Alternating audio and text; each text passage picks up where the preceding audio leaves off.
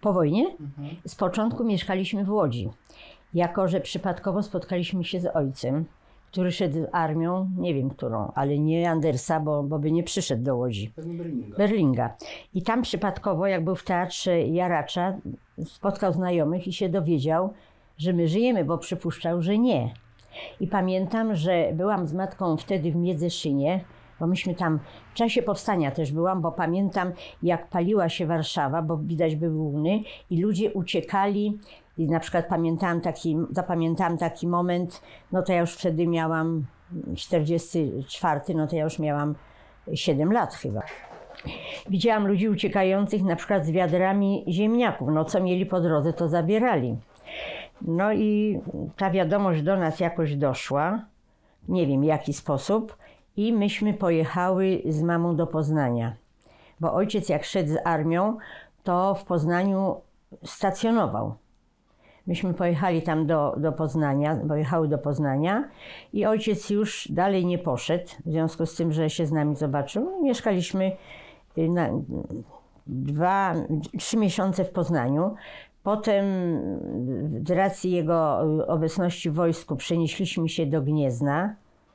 Tam byliśmy 3 tygodnie i z powrotem wróciliśmy, ale nie do Warszawy, tylko do Łodzi. I w Łodzi żeśmy mieszkali od 45 do 49 roku. Ale on tak po prostu zwyczajnie... Ja nie wiem, no musiał mieć... Front przecież się przesuwał... No ale jak jednego ubyło, to chyba nic się nie stało. Armia zwyciężyła, nie? Nie było tak proste. No to ja jako dziecko tego nie wiedziałam. Wiem, że ojciec został, nie poszedł i potem już byliśmy razem. Ja nie wiem, jak to tam było dokładnie. Mnie nikt o niczym nie informował. Ja rozumiem, że to jest odcinek... No na sam początek po wojnie. No nie, wojna jeszcze trwała. No wojna tak, bo pamiętam, że 8 maja byłam w Poznaniu i taka była radość, bo było zakończenie wojny w Europie. To być może, że część armii poszła tam, ale było bardzo dużo wojska radzieckiego. I tam pamiętam, że ojciec miał nawet takiego przyjaciela, który żonę swoją tutaj do Polski przywiózł w walizce, żeby stamtąd ją zabrać. Więc to wszystko to się działo w Poznaniu. Jak w walizce? Skąd zabrać? Z Rosji, nie wiem. Mama mówiła, że pułkownik Ganienko przywiózł swoją żonę w walizce. No nie wiem, no może częściowo, bo się gdzieś ją tam schował. No nie wiem, no tak mi mówili. To znaczy on... Rosjanin? Rosjanin, tak. Ganienko, pamiętam. I co się zdarzyło z nimi? Nie, to już dalej nie, bo po prostu on poszedł swoją drogą, a myśmy pojechali do Gniezna, a potem do Łodzi. Zresztą ja nie byłam o wszystkim informowana. Dawniej tak przy dzieciach się nie rozmawiało o wszystkim. Ile pani miała lat? Jak jestem z 37, no to w 45 miałam 8 lat. W 5. czy 4? No tak, bo żeśmy się w 4, ale zakończenie wojny było w 45. Ale spotkanie z ojcem w 44, jeżeli się nie mylę. Być może, no już dokładnie nie pamiętam. Powiedziała pani, że to było po okresie powstania warszawskim. No tak, bo pamiętam okres powstania, ale w którym momencie myśmy wyjechały, to ja nie pamiętam. Czy może pani opisać jakoś, czy ma pani jakieś obrazy właśnie związane z tym powstaniem? Gdzie dokładnie pani była wtedy? W Miedzeszynie. Ale dokładnie? W Miedzeszynie mieszkałyśmy w takim baraku i tam żeśmy się po prostu ukrywały. No ale to już wojska radzieckie wchodziły i na przykład ja zachorowałam, miałam chyba koklusz czy świerzbi. Wiem, że rosyjski lekarz mnie wyleczył. Jak? No nie wiem, no jakąś maścią, nie wiem, no wyleczył mnie. W każdym razie jak przeszło wojsko rosyjskie, weszli do pokoju, przeszli przez cały pokój, to już zegarka nie było mamy. To pamiętam. Pokój, czyli to był barak? Ale... To był barak, jeden pokój, tam wszystko. Była koza do grzania, zimno było, bo woda zamarzała. Częściowo żeśmy siedziały w piwnicy pod schodami. To jest jeden z elementów tej opowieści o pani ukrywaniu, ponieważ to była kryjówka. No to była kryjówka, tak. Wrócimy do tego tematu, jak będziemy mówili o wojnie, ale... Nie pamiętam dokładnie jak, kiedy, w którym momencie żeśmy wyjechały. Pamiętam tylko jeden moment, to jak żeśmy wysiadły w Poznaniu z pociągu, to ja płakałam i jakiś żołdak, chyba Ukrainiec albo Rosjanin chciał mnie zabić po prostu. Powiedział, że jak będę ryczała, to mnie zabije. No więc matka mnie za rękę wzięła i żeśmy szybko poszły, udało się. Ten moment pamiętam. Może pani opisać dokładniej tę sytuację? No pamiętam dworzec w Poznaniu, pełno wojska, pełno ludzi. No i matka szła ze mną. Dlaczego on do mnie podszedł i powiedział, że mnie zabije, jak będę beczała, to nie wiem. Co pani miały ze sobą? Co ja miałam ze sobą? Nic. Ubranie tylko na sobie. Żadnej walizki, nic?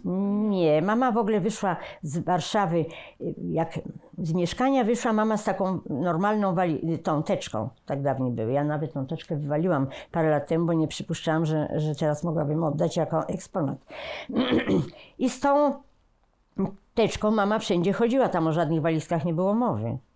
Miała kawałek lisa jeszcze. Mam to futerko, przerobione 5 razy. A z jakimi dokumentami pani się poruszała? No, z kartą. Cały czas z kartą fałszywą? No tak, na fałszywe nazwisko. Jakie? Bobińska. Czy mogę zapytać, gdzie dokładnie w Poznaniu pani pamięta może? Na Śniadeckich. Ja nawet byłam tam niedawno, tylko nie pamiętam, czy to było 7 czy 9. Na pierwszym piętrze no, ludzie po prostu mieli chyba obowiązek stacjonującemu wojsku wynajmować mieszkania. Pamiętam duży pokój, taka olbrzymia, no taki narożnik jakby skórzany. No i pamiętam, jak mój ojciec karmił mlekiem z bardzo dużą ilością cukru i tego nie mogłam wypić. Czyli to było mieszkanie najmowane przez ojca? Tak, tak. No ojciec, tak, ale to służbowe dostał mieszkanie. W pobliżu, nie wiem, to tam Głogowska chyba główna ulica i tam w pobliżu był ten właśnie ten dom, gdzie stacjonowało wojsko. Mieszkanie czy pokój? Myśmy mieli tylko pokój. Czyli tylko pokój? Pokój, tak. Właściciele mieszkania mieszkali w innych pokojach? Chyba tak, ale ja nie pamiętam. No, w każdym razie to nie było nasze mieszkanie. Duży pokój był. A w Gnieźnie? A w Gnieźnie to gdzieś, nie wiem, pamiętam, nie pamiętam, gdzie mieszkałyśmy. Wiem, że to była jednostka wojskowa. Pamiętam, jak mama siedziała w takiej szafie, otworzyła tą szafę sobie i na dworzu siedziała w tej szafie i robiła na drutach. I więcej nic nie pamiętam. I chyba miałam, nie wiem, w Poznaniu chyba, miałam wycinane migdały. O. Gdzie? Przez kogo? Gdzieś tam, w szpitalu jakimś. Wojskowym? Być może. Nie wiem, bo ja zapadałam na częste anginy. I wtedy była moda na wycinanie migdałów. Tam jest nawet to zdjęcie takie, jak mama siedzi ze mną w parku w Poznaniu. Ze świerzbu pani była wyleczona jeszcze przed okresem W Poznania? Międzyszynie, tak. Koklusz jeszcze. W każdym razie wiem, że radziecki oficer, to był chyba lekarz, pomógł nam. A Łódź? Do Łodzi? Ojciec służbowo został przeniesiony do Łodzi, jak żeśmy z Poznania, z Gniezna wyjechali, bo w Łodzi była, na ulicy Sterlinga, były wojskowe zakłady odzieżowe chyba. I ojciec tam był głównym kwatermistrzem, a potem był głównym księgowym, czy to jest jedno i to samo. Bo ojciec przed wojną skończył szkołę handlową główną i przed wojną był głównym księgowym. I tam pracował. To było tak, że ta jednostka była na terenie jakiejś fabryki. Tam był ogródek, ja chodziłam do tego ogródka, bo mieszkaliśmy na Kilińskiego przy Jaracza. No i chyba w 1949 roku bodajże ojciec został przeniesiony do Warszawy. No i zanim myśmy się wszyscy przenieśli do Warszawy, to na soboty i niedzielę przyjeżdżał.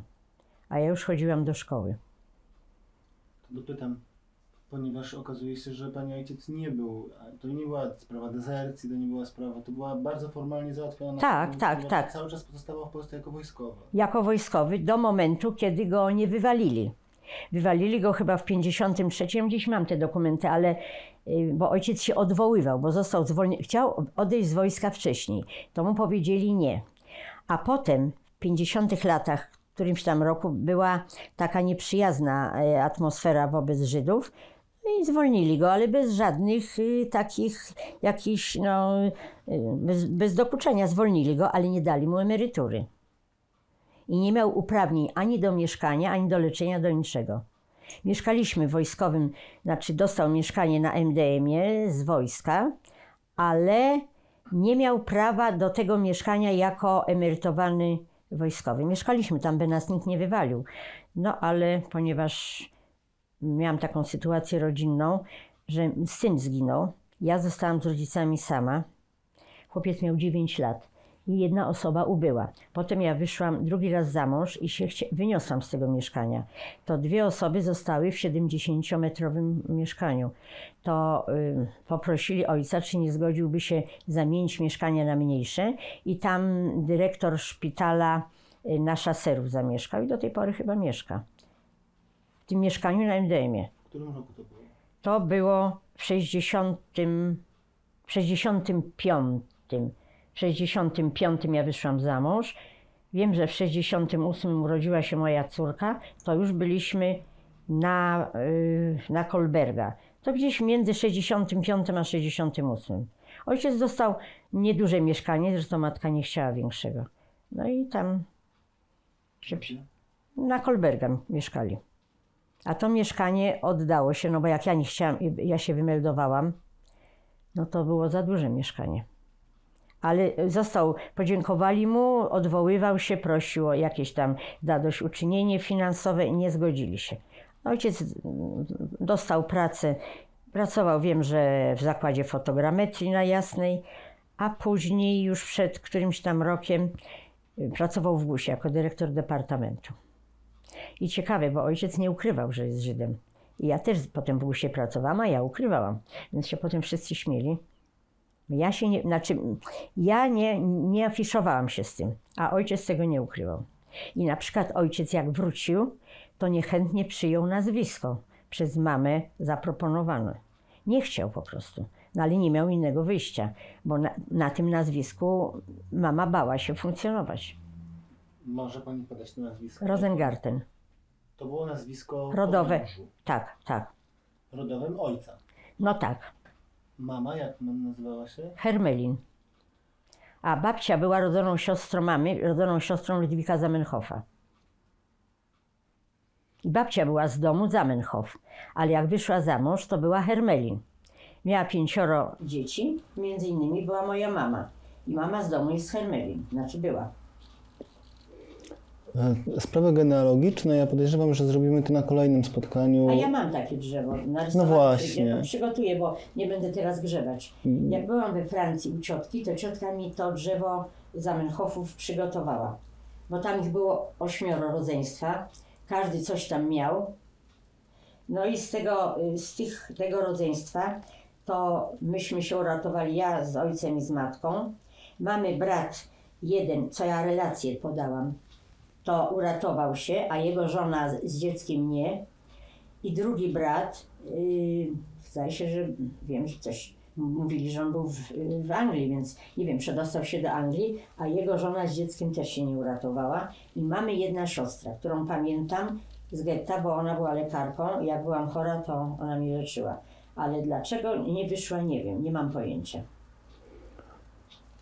Bo w ogóle ten temat w domu nie był poruszany. Jako że rodzice chcieli mnie kompletnie szczególnie matka, bo matka się tak bała, że odizolować mnie w ogóle chcieli. Chodzili na cmentarz żydowski do rodziców mojej mamy, bo dziadek ze strony ojca zginął w getcie. Nie wyszedł. Mama powiedziała, że zmarł na tyfus. Tak powiedziała, nie wiem jak było. Babcia umarła przed moim urodzeniem. I jest pochowana na Okopowej, ale ja nie wiem gdzie, co, jak, nic. A ponieważ Szpilman, który prowadzi ewidencję, to tylko odczytuje te groby, gdzie są napisy. A ja według tego planu mojej ciotki dotarłam do niby grobu moich dziadków. To tam została tylko rama. Bo zrobiłam to dopiero jakieś 25 lat po śmierci matki. Ja tam nie chodziłam w ogóle. W ogóle nie chciałam tam chodzić. No to przez te 25 lat musiał być ukradziony nagrobek, bo nie podejrzewam, żeby rodzice zostawili samą ramę. No nie było ich stać na to, żeby postawić jakiś pomnik, ale jakiś ślad by był. A matka po śmierci ojca wzięła i wszystko porwała. I tam bo ojciec mi powiedział w ten sposób, idę na operację i jeżeli się wszystko dobrze skończy, to zostawiam dokumenty. To do nich nie zaglądasz, a tam są dokumenty, które mogą ci się w życiu przydać. No i ojciec wrócił, to ja tam w ogóle nie zaglądałam. Moja córka mówi, jak mogłaś nie zajrzeć? Nic cię nie ciekawiło? Ja mówię, nie, bo miałam powiedziane nie zaglądaj, to nie zajrzałam. No i jak ojciec umarł, myśmy się z mamą połączyli w jednym mieszkaniu to mieszkanie na Kolbergach trzeba było po prostu przenieść na Pawlińskiego. Byśmy swoje mieszkanie i mamy zamienili na jedno, bo mama została sama. I ja mówię do córki, słuchaj, tu muszą być dokumenty. My zaglądamy, a tam pusto. Mama się do niczego nie przyznała. A tam była na pewno, tak jak przypuszczam, decyzja o zmianie nazwiska, ale pan Reisner z archiwum wojskowego wyciągnął mi kopię, więc ja mam to. I tam musiała być też adres, znaczy kwatera, gdzie kobiet leżą, no i moje dokumenty, akt urodzenia i tak dalej. To ja poszłam do Urzędu Stanu Cywilnego i wszystko odtworzyłam. Dlatego, że te dokumenty były odtwarzane w Łodzi sądownie, bo mama nie miała żadnych dokumentów. Zdążyła wyjść z tą teczką i bomba wpadła i nic nie wyniosła z mieszkania. Gdzie? Na Nowogrodzkiej 4. Tam stoi budynek do 3. piętra, 4. i 5. nie ma. Mieszkam na 5. I tylko pamiętam, że byłam, znaczy ja nie pamiętam, ciotka mówiła, że w piwnicy żeśmy siedziały. Ale co dalej było między 39 września a pójściem do getta, nic nie wiem, kompletnie. Bo ja byłam w różnych miejscach Warszawy, ale ja nie wiem jaka kolejność. Być może, że to było przed wejściem do getta, bo pamiętam Grujecką, pamiętam Stępińską, Targową naprzeciwko Kijowskiej, taki szary, ciemny budynek. No i na Sulejkowskiej mieszkała pani, która u mojego wujka pracowała, która trochę tam mamie pomagała w jakiś sposób. To myśmy tam były. No i to są te adresy, które pamiętam, więcej nie. Ale kolejności nie wiem. I ja tę kolejność potrafię odtworzyć na podstawie notatek z naszego pierwszego spotkania, kiedy pani przekazywała nam zdjęcia i w depozyt kartę, więc będziemy starali się jakoś to złożyć chronologicznie, ale pozwoli pani, że na osobnym spotkaniu. Dobrze, kwestie okupacyjne. Bo które Państwa zostawiłam, to tam na odwrocie jest tak, 42 i 43 rok. I ja byłam ukrywana w Radziwiłłowie z taką nianią. Pamiętam, te dosyć wstrząsające, pamiętam, to były wspominania, tak, ale... bo ona mnie tam straszyła, tłukła. Ale myślę, że to zostawimy na osobne spotkanie, sprawy wojenne. Tam musiałam być przeszło rok, bo pamiętam lato i pamiętam zimę, bo była choinka. I pamiętam ten dom. I nawet żeśmy z córką pomyślały, że może tam pojedziemy. Nie wiem, czy ja trafię, pamiętam nazwisko tych państwa tylko. Możemy spróbować pojechać z muzeum. Może, ale gdzieś Magda, moja córka, szukała w internecie, jakiś pan Słomka chyba jest w Puszczy Mariańskiej, a ja z tego Radziwiłłowa, z tą nianią, byłam gdzieś, no pewnie albo w Studzieńcu, albo w Puszczy Mariańskiej i leżałam w łóżku opatulona w jakimś takiej małej chałupce i ona leżała ze mną. No to widocznie po to, żeby mnie ukryć, ale nic więcej nie wiem. Kolejności nie pamiętam. Ja trochę... Bo może ja tak chaotycznie mówię. Właśnie to wszystko było chaotyczne, ale kiedy zacząłem to układać, to wydaje mi się, że jest jakaś linia. Złożymy ją podczas tego spotkania kolejnego. Co zostało mi w pamięci. Czy mogę tylko, bo ja pamiętam, to się wiąże z całą historią wyprowadzenia z getta, ją będziemy rekonstruowali w kolejnym spotkaniu może. Natomiast jeśli mogę dopytać, po pierwsze o rangę pani ojca w wojsku. Ojciec, jak żeśmy się spotkali, był w randze kapitana. No, czyli nie niskiej. Niskiej. Nie niskiej. Nie niskiej. No. Był w randze kapitana. Wiem, że był w formacji artylerii. To mi opowiadał. No i potem do końca wojska, pobytu w wojsku awansował do podpułkownika. Bo pracował... Już po wojnie. Po wojnie, bo pracował w Głównej Kontroli Wojskowej, pracował w ogóle w wojskowych zakładach motoryzacyjnych, a jak go wywalili, no to już przestał tam pracować. Kiedy otrzymał mieszkanie na MDM-ie? Bo jak żeśmy przyjechali do Warszawy, nie mieliśmy gdzie mieszkać, no bo naszego mieszkania nie było, to ojca kolega z wojska, niejaki pan Smidowicz, mieszkał na Żoliborzu, na Pogonowskiego, obecnie zaułek 24 i on powiedział, że on ma dom jednorodzinny i on nam parter może odstąpić. Czyli wynajęliśmy u niego, bo on mieszkał z żoną, syn zginął w powstaniu. No ale tam była taka sytuacja, że nie było ogrzewania. Było zepsute centralne, a ich nie było stać na po prostu odremontowanie tego. To stał piec stałopalny. Mama nie miała już siły po prostu palić w tym piecu. I ojciec dostał z wojska mieszkanie na NDM-ie.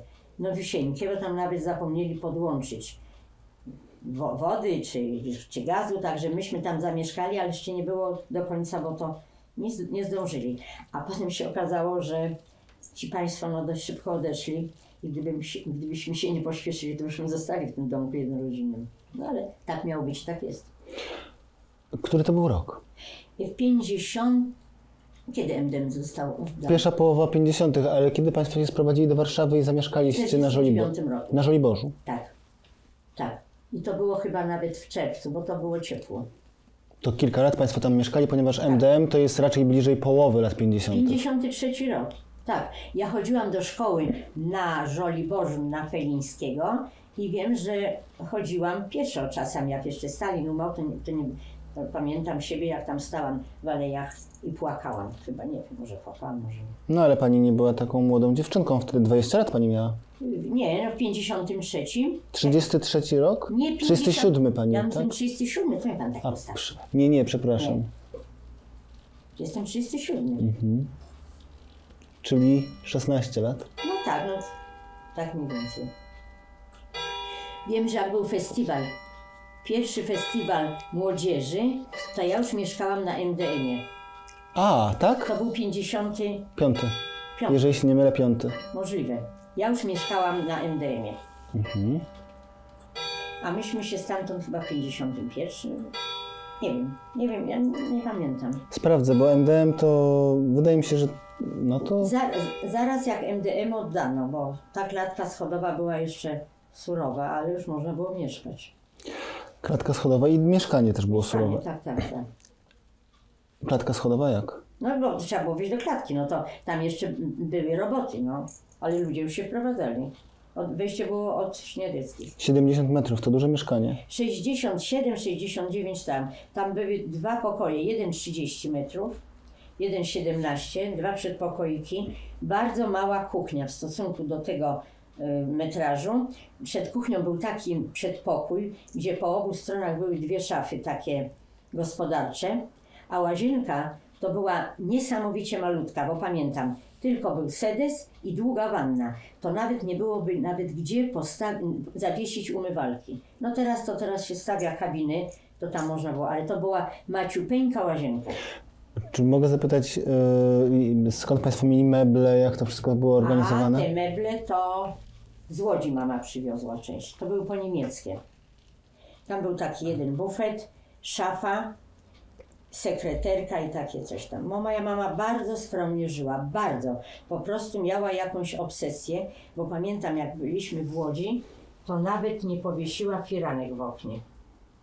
W jednym oknie powiesiła taką po prostu powłoczkę z kołdry, uprała i powiesiła, i co mnie bardzo krępowało. Tak to więcej, nie wiem, mama po prostu bardzo, bardzo skromnie. I nie pozwalała mi się ubierać jakoś tak specjalnie, chociaż ciotka z Ameryki przysyłała paczki. Powiedziała, że dzieciom się w głowie nie przewraca, mole zjadły, wyrosłam z tego, a nie nałożyłam. Kiedy zawiesiła po raz pierwszy firanki, na którym mieszkaniu? Na którym mieszkaniu?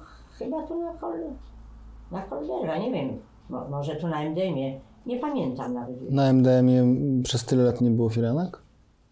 Wie pan, ja też nie mam firanek.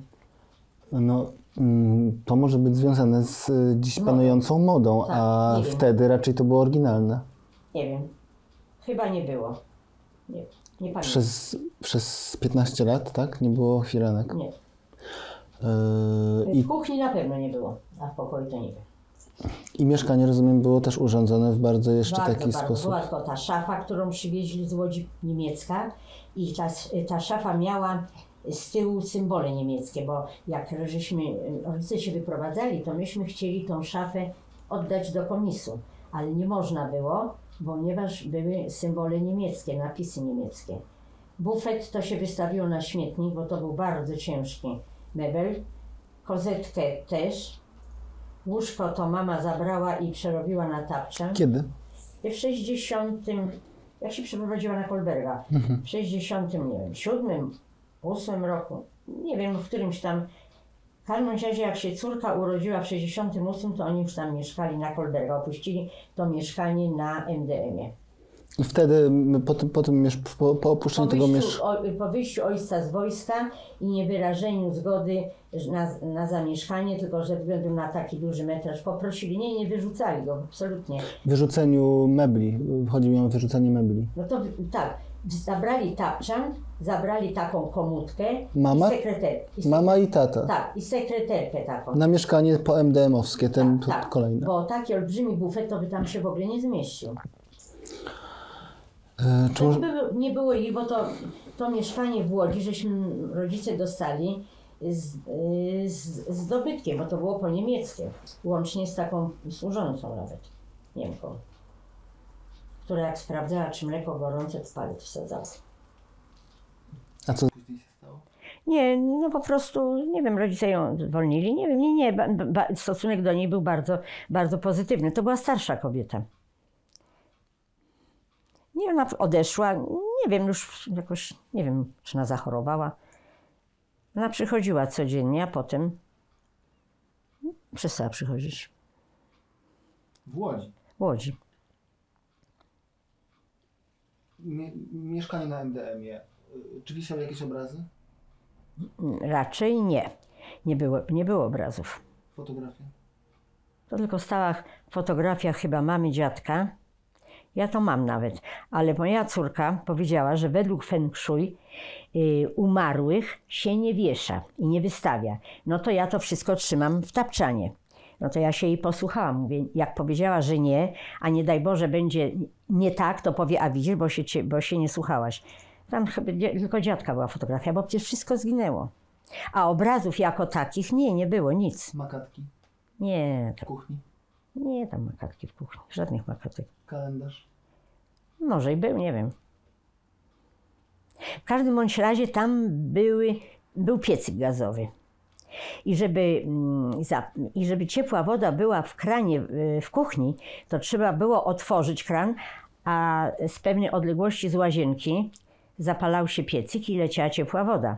Ponieważ to była droga impreza, droższa niż ciepła woda z miasta, to mama nie pozwalała mi otwierać tego kranu, tylko grzała wodę w garnuszku i tak zmywała. Więc jak ja miałam zmywać po obiedzie, to ja mówiłam, że mnie żołądek boli i uciekałam do łazienki. Tak długo siedziałam, aż to wszystko zostało zmyte. No bo takie zmywanie to mi nie leżało. Także moja mama była bardzo, bardzo oszczędna. Na przykład na Kolberga przykręciła wodę, tam główny kurek, żeby ta woda tak szybko nie leciała. Ale co za sens, przecież żeby nalać czajnik wody, to musiała dłużej czekać. No, ale uważała, że jest lepiej. W każdym bądź razie robiła tego rodzaju oszczędności. Kazała mi zawsze z wieczora nalewać wodę do czajnika, że jak się rano wstaje, to się zapala tylko gaz i już jest woda. Żeby nie tracić czasu na nalanie wody. Ponieważ ja zawsze zapominałam, to któregoś razu pamiętam, że mnie obudzili w nocy, kazali mi nalać tą wodę, to już potem nie zapominałam. Taki rygor miałam. No nie wiem, proszę Pani, to niekoniecznie musi być związane tylko i wyłącznie z oszczędnością czasu rano, ale to też może być nawyk po prostu wojenny, że zawsze woda musi być. Być może, tak. Tak, bo jak mój ojciec pojechał do swojej koleżanki z piaskownicy, która notabene była ostatnią partnerką Jaroszego, pojechał do Anglii, to moja ciotka była w AK, ale Żydówka i nie miała rysów słowiańskich. Nie wiem, jak ona się w powstaniu, potem była w Ravensbrück i tego Jaroszego podobno tutaj na Filtrowej przechowywała, nie wiem. To pokazała ojcu, mówi, słuchaj, zobacz, tu w Londynie jest wszystko, a ja mam mąkę, kaszę, sól, mam pewne produkty zabezpieczone. Miała po prostu w kredensie, miała produkty, tego nie trzeba było robić, tak jak teraz. To był ten po prostu syndrom biedy, zresztą zdaje się chyba w latach 40. pod koniec to była jakaś obawa III wojny światowej. Także. Czy w Anglii bardzo długo rzeczy były na kartki po wojnie, więc to akurat oni mieli myślę. Możliwe. W każdym bądź razie ona mieszkała tam z bratem Ten brat się nie ożenił, bo ona była bardzo energiczną osobą. To był taki typowy stary kawaler i ona mówiła, pamiętaj, nie ma odpowiedniej partnerki do siebie. Matka mówiła moja. Nie żeń się z nieżydówką, bo ci zawsze wypomni, że jesteś Żydem. I on się nie ożenił. Ale ja ich tu pochowałam na Powązkach, bo jej rodzice leżą na Powązkach. I jak on umarł, to ona przywiozła skremowane zwłoki, czy tą puszeczkę, tak, urnę. I jak ona umarła, to ona do mnie też w proszku przyleciała w urnie i ja ją tu pochowałam akurat w pierwszy dzień stanu wojennego. Znaczy, tak, bo ona umarła w październiku i ona u mnie chyba z 2-3 tygodnie stała na stole, zanim ja to wszystko załatwiłam i wiem, że był stan wojenny już i myśmy z mężem jechali na cmentarz, żeby zobaczyć, coś tam załatwić sprawy. I ona leży na tym, pochowana tam jest. Pierwszy dzień stanu wojennego, czy po prostu już... No, możliwe, że to był pierwszy, drugi, ale wiem, że już był stan wojenny. Jak pani pochowała, czy pani załatwiła sprawę? Jak ją pochowałam. Bo zanim ona przyjechała, zanim ja wszystko pozałatwiałam, to wprowadzili stan wojenny.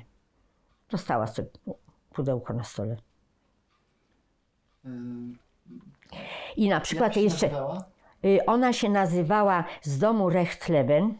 Wyszła za pana Wojciechowskiego, kota, z którym się rozeszła i do końca była jako Wojciechowska, bo Jaroszy nie ożenił się z żadną kobietą już. Miał tylko jedną żonę, jedną córkę i jak ona umarła, ta moja ciotka, to jego córka była ze mną w kontakcie i zwróciła mi wszystkie koszty, jakie ja poniosłam. Ja jej odesłałam rachunki, bo ona wtedy mieszkała w Wiedniu, Maryna jakaś, nie pamiętam. I ona mi wszystko zwróciła, bo Jaroszy umarł wcześniej. Jechali właśnie, nie wiem czy do syna, czy do córki, gdzieś jechali, być może jechali, bo oni we Włoszech na stacji Viareggio on umarł. Jechali, wiem, że do jakiejś bliskiej rodziny jego. Ten mąż, z którym się rozeszła, kot, czyli Konstanty? Konstanty, tak. Jakiś taki był mało zainteresowany małżeństwem później. Ona nie miała dzieci. Przyjeżdżała tu parę razy do Warszawy. Jeżeli mogę jeszcze cofnąć się do okresu tuż powojennego, jak pani wznowiła naukę? Bo to istotne. No ja do szkoły poszłam dopiero w Łodzi, do pierwszej klasy, ale byłam o rok opóźniona, bo poszłam w 45, ja już miałam 8 lat. W 45, tak, ja miałam 8 lat. Jaka to była szkoła? Gdzieś byłam, no nie wiem, w ogóle chodziłam do tepedowskiej szkoły, ale pierwszy raz, w pierwszej klasie byłam na Narutowicza, gdzieś tam daleko, przy tych małych numerach i mnie potem przenieśli, ale jak ja zajrzałam do swoich świadectw, których nie będę pokazywać, nie ma czym się chwalić. Ale tam są adresy. Nie ma.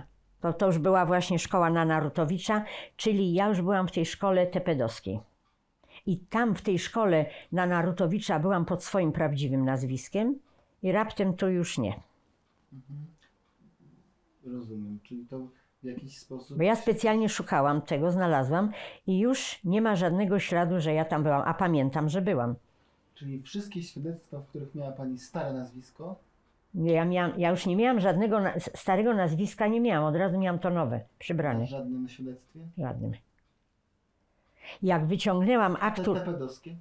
Też. Nie, nie mogłam. No, ojciec musiał mieć takie jak matka, a matka miała takie a skąd by tam kto... Czyli ojciec, kiedy został w Poznaniu... To musiał, nie wiem czy w Poznaniu, czy w Łodzi, no musiał zmienić nazwisko. I to było nazwisko ukrywającej się pani matki. Tak. Ja na następny raz wyciągnę ten dokument, wyciągnę zdjęcia nawet tej partnerki Jaroszego, bo to nie miało to znaczenia załóżmy ze mną, ale skoro mówimy, to ja mam te zdjęcia, bo to było już po wojnie robione. Ona była 2 razy pewnie u nas. To była bardzo energiczna kobieta, bardzo. Bo moja ciotka, mamy bratowa druga, jak się kiedyś spotkały, była dyskusja na temat powstania warszawskiego. I ta ciotka, żona mojego ojca była taka trochę niezrównoważona. Ona miała jakieś depresyjno-maniakalne stany, więc to zależy od jej nastroju. I ona się bardzo kategorycznie wypowiedziała na temat powstania. To były lata 50. na ten temat się nie mówiło, że powstanie nie miało sensu, bo dużo ludzi zginęło i cała Warszawa została zniszczona. Podobno doszło do tak potwornej awantury między tymi dwiema paniami, bo tamta, która brała udział w powstaniu, która została stamtąd się dostała do Ravensbrück, poczuła się dotknięta. Pamiętam straszną awanturę. Przepraszam, nie złapałem. Ciotka... Mamy bratowa. Bratowa. Inaczej, bo brat żył i nowa bratowa wypowiedziała się w towarzystwie osoby, która brała udział w powstaniu, która pomagała ludziom, która się dostała do Ravensbrück, że to powstanie było niepotrzebne. No to tamtą to tak ubodło, że była potworna awantura. Jak się nazywały? No, moja ciotka ta nowa to Hermelin, a tamta Wojciechowska. No tak, to Wojciechowska, ale jeżeli chodzi o Hermelin, jak miała na imię? Halina Hermelin. Halina Hermelin. Ona pracowała w radio, była kierowniczką audycji dla przedszkoli. Którym? W naszym radio na Malczewskiego. No tak, ale to wtedy był tylko chyba pierwszy program, tak? No chyba tak, bo ona w 97 roku zmarła, mając 87 lat. Ona była z 10 roku. No to jak nawet pracowała do 60 lat, no to w 70 którymś poszła na emeryturę. Okoliczności przejścia na nowe nazwisko ojca. Czy pamięta Pani jeszcze jakieś szczegóły? Nie. Rozumiem, że on w ogóle bez gadania musiał przejść przez... Tak, to mama potem mówiła, że był niezadowolony i jako, że nie ukrywał tego, no to... Zresztą pan Reisner z Żychu znalazł mi ojca ankietę personalną. I tam są dwa życiorysy i tak trochę różniące się. Jeden życiorys jest, gdzie mówił o tym nazwisku, nam wspominał coś, a drugi życiorys nie, no bo to w zależności od tego, co było potrzebne. Ustalmy.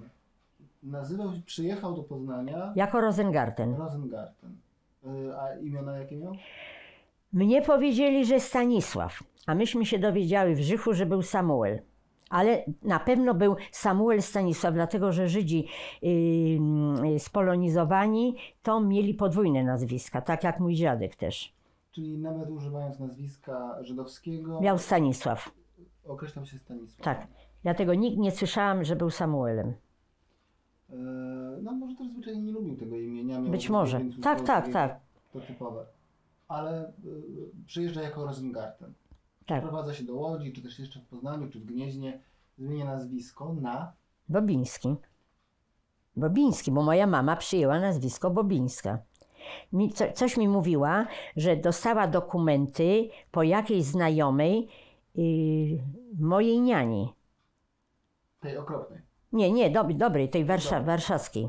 Bo jak żeśmy wyszły z getta, tośmy od razu do niej poszły. Ale i po tej niani, tak mi mówiła, i na tej kenkarcie moja matka jest starsza o 2 czy 3 lata.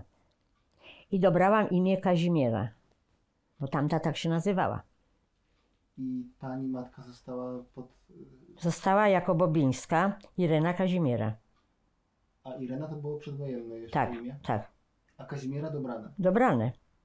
I zawsze się nim posługiwała? No tak, w dokumentach tak miała. Późniejszych też, tak? Chyba tak, no muszę zajrzeć, ale Irena, wiem, że ta niania na nią mówiła Kaziu.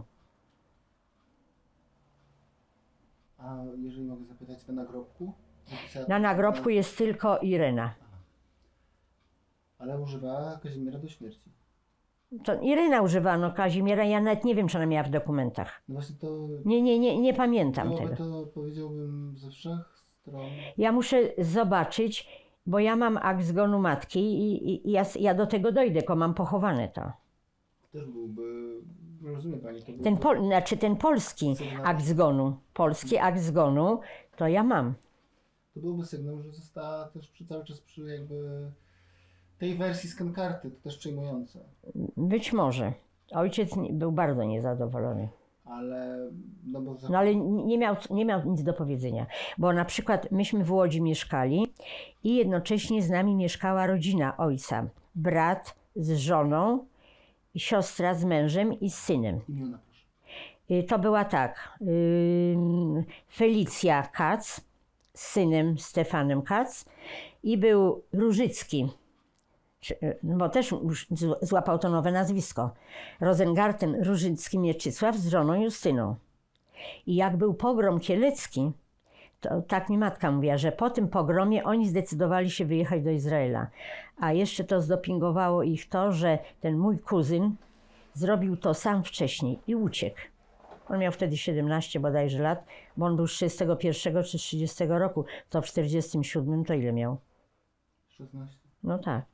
I oni się zdecydowali wyjechać i namawiali ojca, ale matka nie chciała, bo miała tutaj siostry i poza tym nie chciała już w ogóle tego Izraela i niczego. Tam była wojna i powiedziała, że nie wyjedzie. No więc ojciec by musiał wyjechać sam, zostawiając mnie, więc nie wyjechał. On chciał? Myślę, że tak. Ale nie rozmawiało się na ten temat. A rozmawiało się w jakich językach? Polski mi ojciec, oczywiście nie znali hebrajskiego. Ani jidysz? Nie, absolutnie, bo oni byli świeckimi Żydami. Zamenhofowie też byli świeckimi Żydami. Jedynie religijni byli chyba rodzice mojego ojca, tak z córką doszliśmy do wniosku. Po takich różnych tam zdjęcie dziadka jest, ja pokazywałam to zdjęcie z getta, tam jestem ja z mamą i dziadek był w takim płaszczu długim. Prawdopodobnie oni byli, może nie w ostatnim momencie, ale w ogóle byli religijni, bo Zamenhofowie nie.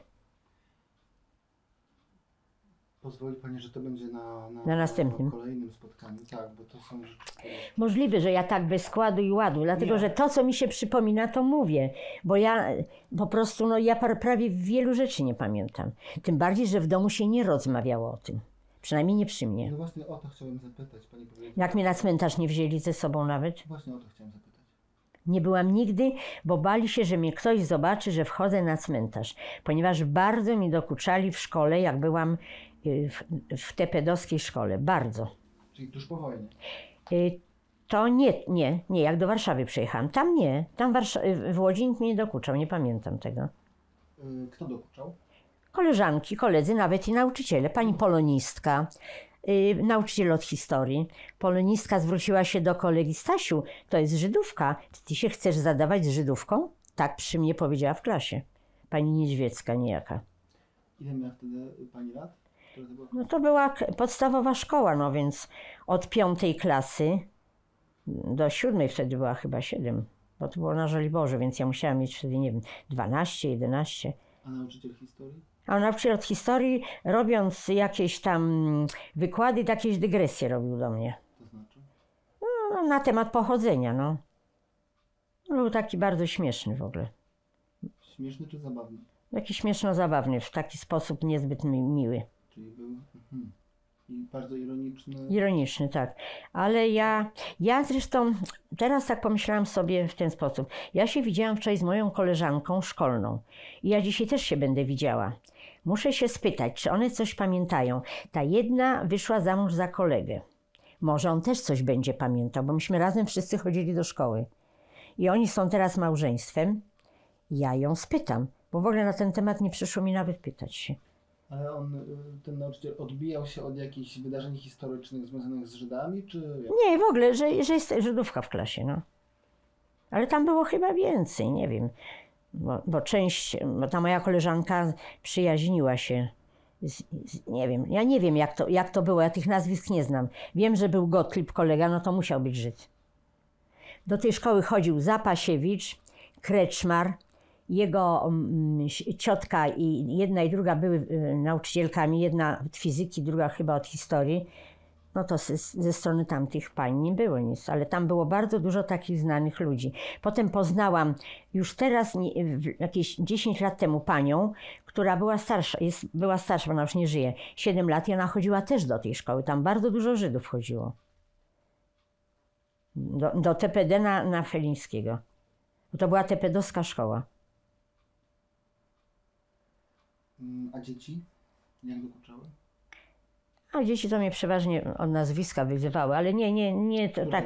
A tego nowego krzyczeli na mnie Bobek, ponieważ ja byłam w ogóle znerwicowana, że każdy mi może dokuczać, to ja się strasznie denerwowałam. Nie, dzieci mi nie dokuczały. Aha, czyli to były takie to były na tle antysemickie. Nie na tle, ale ponieważ ja byłam bardzo znerwicowana, nie wiem na skutek czego, to ja strasznie płakałam, pamiętam. I takie, bo teraz to normalne, każdy ma ksywę, prawda? To jest normalne. No i nikt się nie obraża, a ja się akurat obrażałam. Pewnie dzieci w ogóle nie miały świadomości, że to jest przybrane nazwisko. Nie, ja wiedziałam. Ale dzieci? Dzieci nie, no nie, absolutnie. A ja dzisiaj będę się właśnie widziała z 2 koleżankami szkolnymi, bo się właśnie od 5. klasy znamy się. Ja właśnie już nie wiem, jak to było, że ja tu od 5. poszłam czy od 3. i się spytam, czy jakieś były, jeżeli będą pamiętały, czy były jakieś po prostu, o tym Stasiu to pamiętam. Stasio Góra się nazywał. To pani nauczyciel z Polińska powiedziała, że mu się, czy ty wiesz, że to jest Żydówka, czemu się z nią zadajesz? Podczas lekcji? W klasie to powiedziała. No nie wiem, czy byli wszyscy, czy nie pamiętam, ale pamiętam jej zachowanie. A on jak się zachował? A nijak, pewnie nie zwrócił na to uwagi. No jak? No nic, no bo nie dał mi odczuć, że nie będzie się ze mną bawił, no. W tej sytuacji samej. A nie pamiętam, no takich rzeczy to ja nie pamiętam. No, wydaje mi się, że skoro pamięta pani, jak ona powiedziała... To... No ale... No, ja tylko pytam. Ja nie pamiętam po prostu. Ja nie wiem, wie pan, jeżeli zwraca się nauczycielka do chłopaka 12-letniego, to on w pewnym sensie jest zaskoczony. To on się nic nie odezwie. No co, on się nie odezwie. Tylko mój wnuczek potrafił powiedzieć teraz nauczycielce, że gdyby pani ciekawiej prowadziła lekcję, to ja bym nie przeszkadzał. Tak powiedział. A poza tym jeszcze jej przypomniał któregoś razu, chyba był już dzwonek. A jak córka poszła z nim do psychologa, bo on jest kinestetykiem, on w ruchu musi być cały czas, jest bardzo energiczny, bardzo zdolny, to psycholog powiedział, a czy nie miał racji? Po co nauczycielka przedłuża lekcję? No miał rację, no ale nie każdy się odezwie, a on się odezwał. On miał chyba 5 czy 6 lat, jak koleżanka jechała z nim autobusem i rozmawiali na temat hulajnogi. I on mówi do niej, jaka szkoda, że nie ma elektrycznych hulajnog. Na co się odzywa pani, która jechała z dzieckiem wózkiem. Ale chyba takie małe dzieci to nie mogłyby jeździć na hulajnodze elektrycznej. Tu jest mowa o mnie, a nie o pani dziecku. Tak ją załatwił. Proszę pani, pozostają nam jest kilka bloków tematycznych, które na kolejnym spotkaniu albo na kolejnych spotkaniach musimy poruszyć, czyli musimy wejść w tematykę Holokaustu, okresu Holokaustu. Myślę, że to połączymy z... Ale ja tak się zastanawiam, czy to, co ja mówię w ogóle, to jest w ogóle ciekawe jako przeżycia osoby Żydówki dziecka, bo to nie ma, bo są ludzie, którzy byli starsi, którzy pamiętają po prostu bardziej tragiczne rzeczy. Ja wiem, że mieszkałam na Lesznie, byłam u ciotki, matki, siostry, tam był jeszcze znajomy mamy, i ja byłam w jakiś sposób tam chroniona. Ja po roku i 2-3 miesiącach wyszłam. Czyli ja nie widziałam tego momentu likwidacji. Proszę pani, proszę pozwolić nam po prostu rejestrować. Dobrze.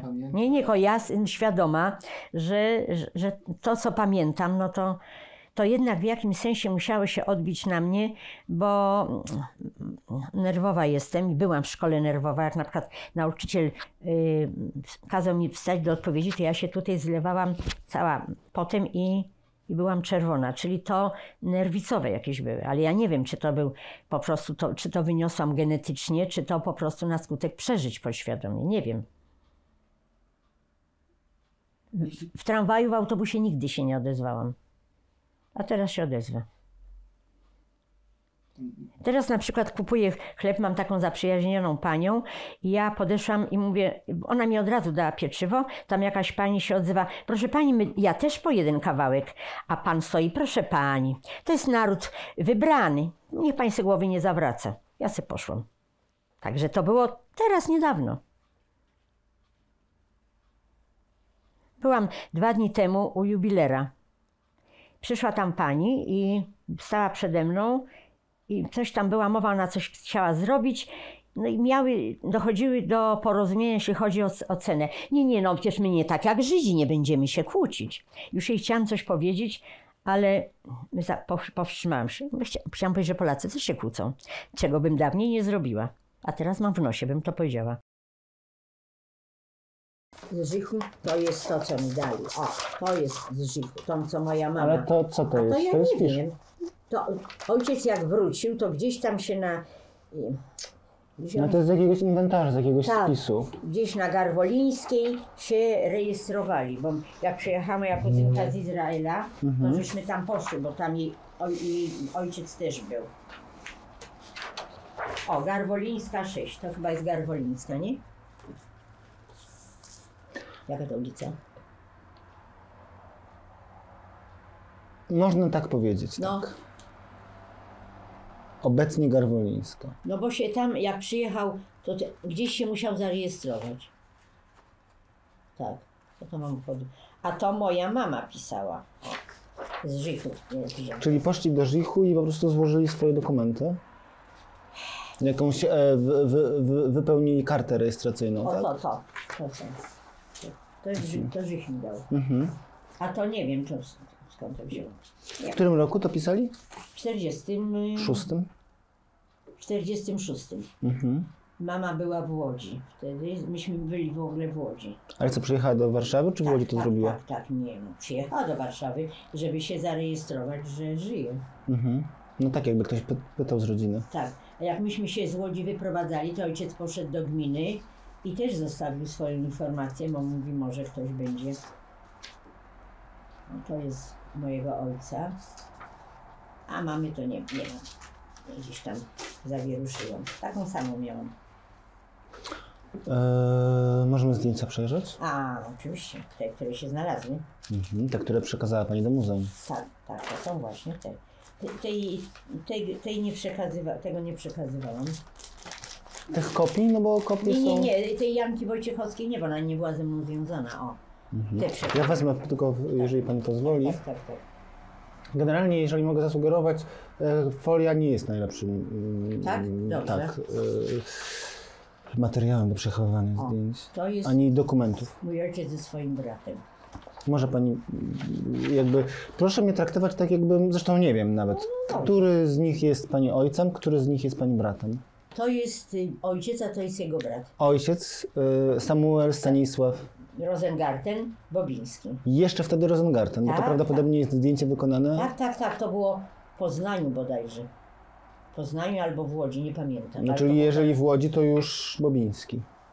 Też nie, być może, a to było w Poznaniu. A brat? A brat Różycki, Mieczysław, a w ogóle to Mosze, bo żeśmy się potem dowiedziały. Rosengarten. Różycki. Jak? No on takie nazwisko przybrał. Przybrał i pod tym nazwiskiem został po wojnie.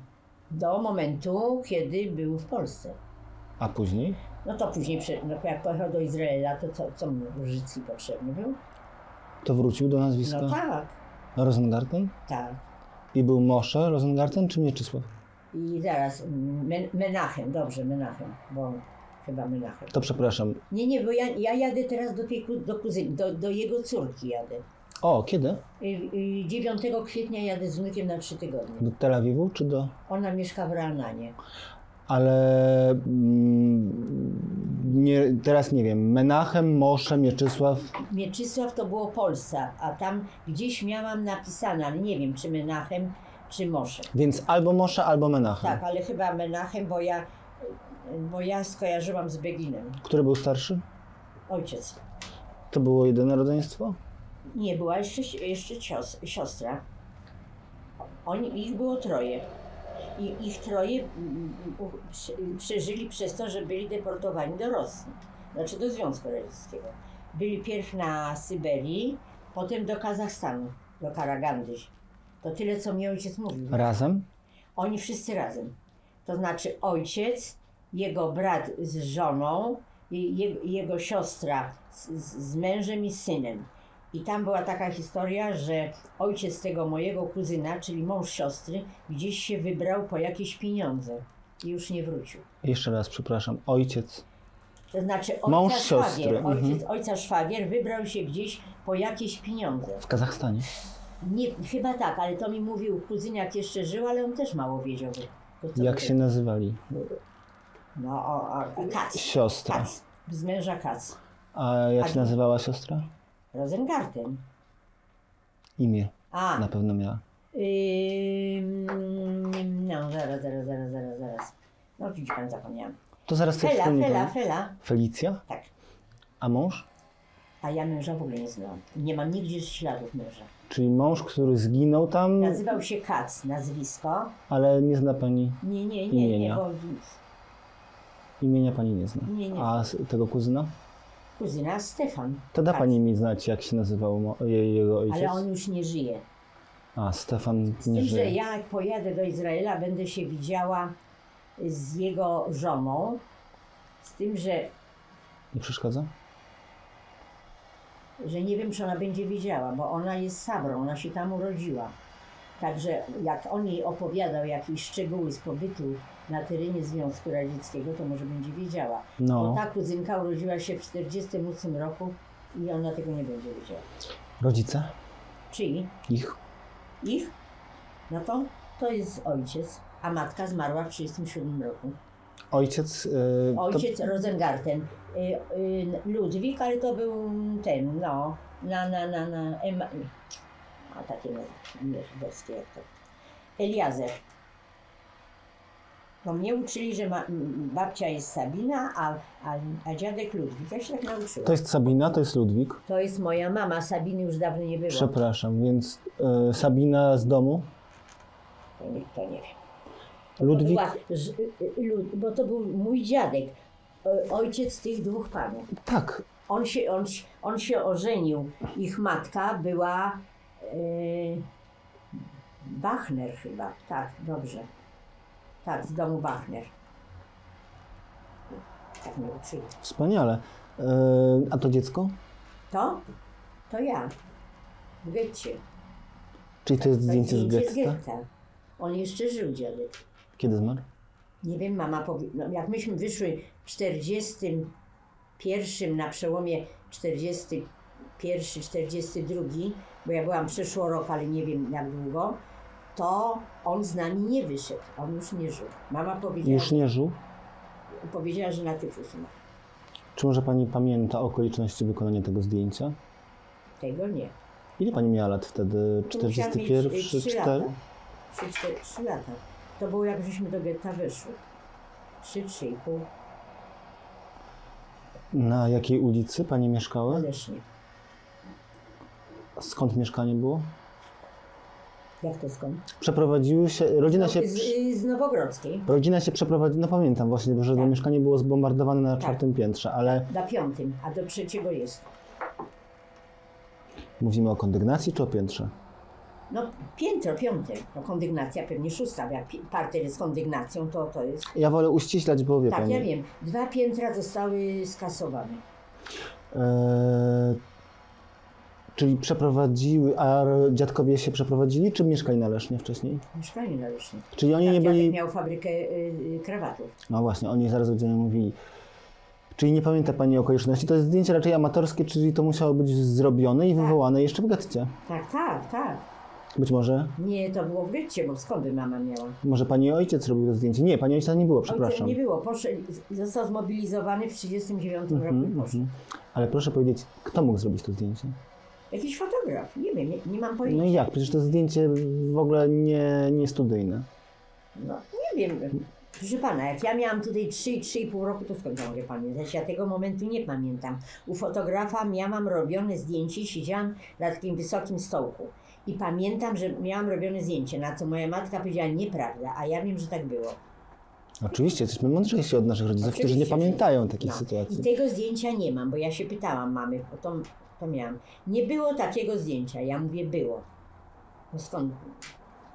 Wiedziałam dobrze, że było. Siedziałam na wysokim stołku, miałam nogę na nogę założoną i takie miałam zdjęcie, którego nie mam. A jak wyglądał fotograf?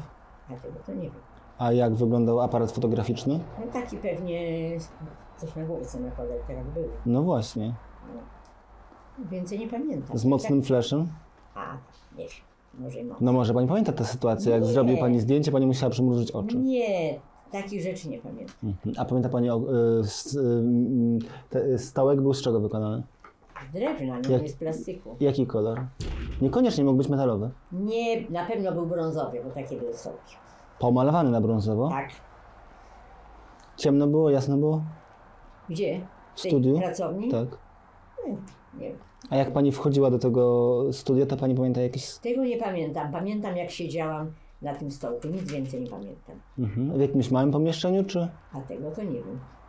No pamięta pani, jak siedziała pani, czyli pani, jak ja widzi pani pamiętam. swoje nogi tylko? Proszę pana, jak ja miałam 2 lata i pamiętam, że z balkonu wyrzucałam zabawki, a miałam 2 lata, to pamiętam moment wyrzucania zabawek na podwórko. Takiego misia wyrzucałam. I pamiętam Na Nowogrodzkiej? Tak. I pamiętam układ mieszkania. Na rogu tam jest, są te stare kamienice, balkon. Po jednej stronie było mieszkanie i tam mama, moja ciotka, mamy koleżanka mieszkała, tu była gdzieś tam sypialnia, taki był długi korytarz i była kuchnia, ale już więcej nic nie pamiętam. I pamiętam, jak z wózkiem granatowym jechałam do Parku Ujazdowskiego i tam jest jeszcze ta waga, co się tam ludzie ważą. I tam się ważyło. Tak? Naprawdę? Tak, no bo pamiętam to. Ale pani jechała w wózku, czy pani... W wózku, no przed wojną to ja miałam 2 lata jak wojna. No mogła pani prowadzić. Nie mogłam, ale nie prowadziłam. Czyli to był wózek dziecięcy pani... Tak, taki dziecięcy wózek, w którym siedziałam. No na Nowogrodzkiej to miała pani blisko właśnie do Ujazdowskiego. Tak. A mogę zapytać, jak pani wyrzucała te misie z balkonu, co to była za sytuacja? Po prostu taka zabawa? Zabawy, tak. Tak. Ja jeszcze mam parę zdjęć, tylko nie mogę ich znaleźć, są u córki, ale to jest mało istotne. To było zdjęcie, jak miałam z nianią, ale to było przed wojną, to nie jest istotne, bo to małe dziecko. Ciekawe byłoby zobaczyć, w jakim miejscu pani była fotografowana. Czy to było studio? W pokoju. Swoim? Chyba tak, bo był piec, koło pieca. Widzi pani, No jednak i ciekawe. na nocniku, proszę pana, też gdzieś jest zdjęcie, nie wiem, gdzieś mam. Nie wiem, tak porozrzucane to wszystko jest. Część jest u córki, tam też córka po prostu nie miała czasu tego poszukać. Nic nie możemy znaleźć. No, widzi pan, tego nie mogłam znaleźć, przypadkowo znalazłam. Cieszę się. No. Jeżeli możemy, to w takim razie jeszcze spróbujmy. Po odzieniu widać, że jest to albo wiosna, albo jesień. To musi być jesień. Dlaczego? Dlatego, że ja mam kapturek na głowie, a mama jest w paletku. Aha, no to była inna paletka na wiosnę, inna na jesień, nawet podczas wojny okupacyjnej. Nie, mama miała takie trzewiki. Więc albo w tych wyszła, ale jak ja miałam na głowie kapturek, to musiała być. Wiesz, do getta mama poszła, jak tylko getto otworzyli, to był październik 40 rok. I być może wtedy było to zdjęcie robione. No mama robi wrażenie, Znaczy że... zamknęli bardziej, bo tak naprawdę getto już było wcześniej. Nie, tak, no nie wiem, w 40 roku, tego co ja wiem, znam z literatury. Nie, chodzi mi o to, że tak naprawdę to akcja jakby przemieszczania ludności i to, że jakby jest dzielnica przygotowywana, już trwało to przez cały 40 rok. I zatrzaśnięto po prostu jesienią, No możliwe, zamknięto bramy ni stąd ni Ale w zowąd. którym momencie myśmy wyszły, to nie wiem. Czyli to pani sugeruje, że to mogłaby być nawet ta jesień 40 roku? Chyba tak, albo jesień 41, bo ja byłam przeszłorok. To mi mówiła niania moja, ale ona już też dobrze nie pamiętała. I słucham? Która niania? Maria Sobieraj, ale ona już nie żyje. Poza tym ona nie chciała w ogóle na ten temat ze mną rozmawiać. Ona umarła 5-6 lat temu, ale już miała 90 parę lat już też. Jak żeśmy się chciały dowiedzieć czegoś od jej siostry, to się okazało, że jej siostra już nie żyje, bo ona nie chciała nic mówić, a jej siostra pracowała u mojego dziadka w fabryce. Zarówno ona, jak i jej siostra. I potem ona przyszła do moich rodziców opiekować się mną. Była Żydówką? Nie. I wie pani, jeżeli możemy o pani Sobieraj porozmawiać za chwilę, proszę jeszcze opisać te zdjęcia, które pani przekazała do nas do muzeum i będziemy siedzieli na wygodnym dla pani fotelu. No dobrze. To już mamy zdjęcie. Tak, tak.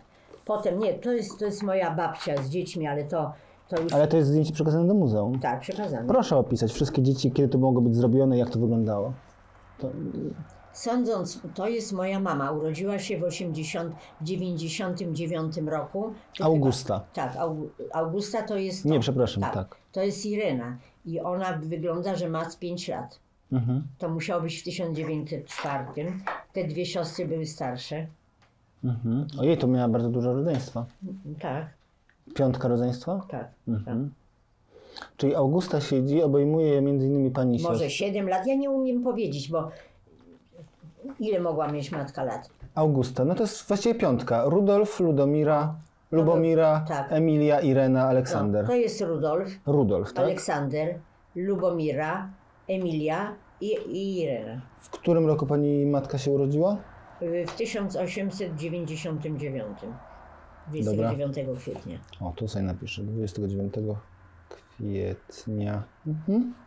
A żebym wiedziała, kiedy się urodziła ciotka, czyli mamy siostra, to też mi nic nie da, bo na grobie ciotka ma zmienioną datę urodzenia. Jeszcze się do mamy odezwała kiedyś. Słuchaj, ja jestem od ciebie młodsza.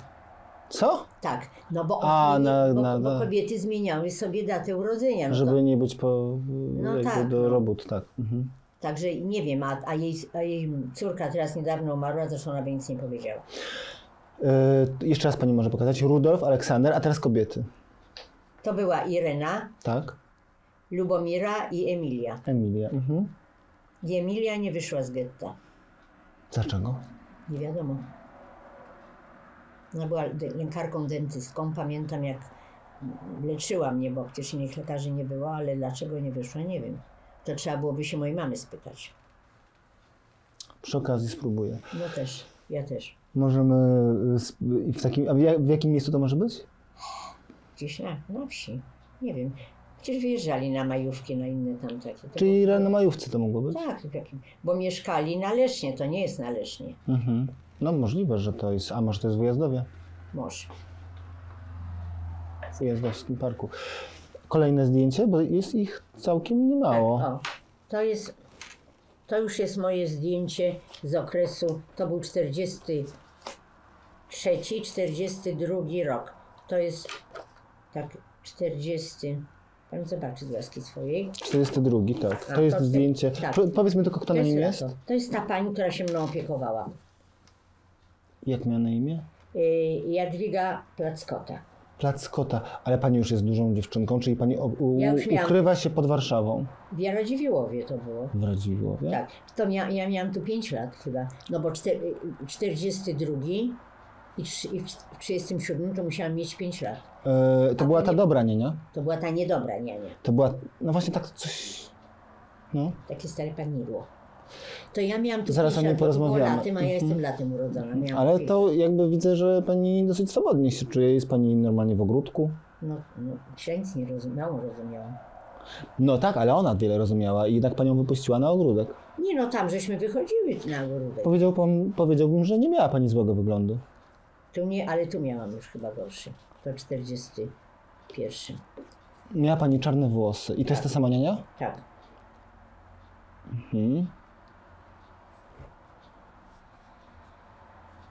I to jest to samo miejsce? Tak. To był pokój. Pani tam długo była, prawda? Jeżeli się nie mylę.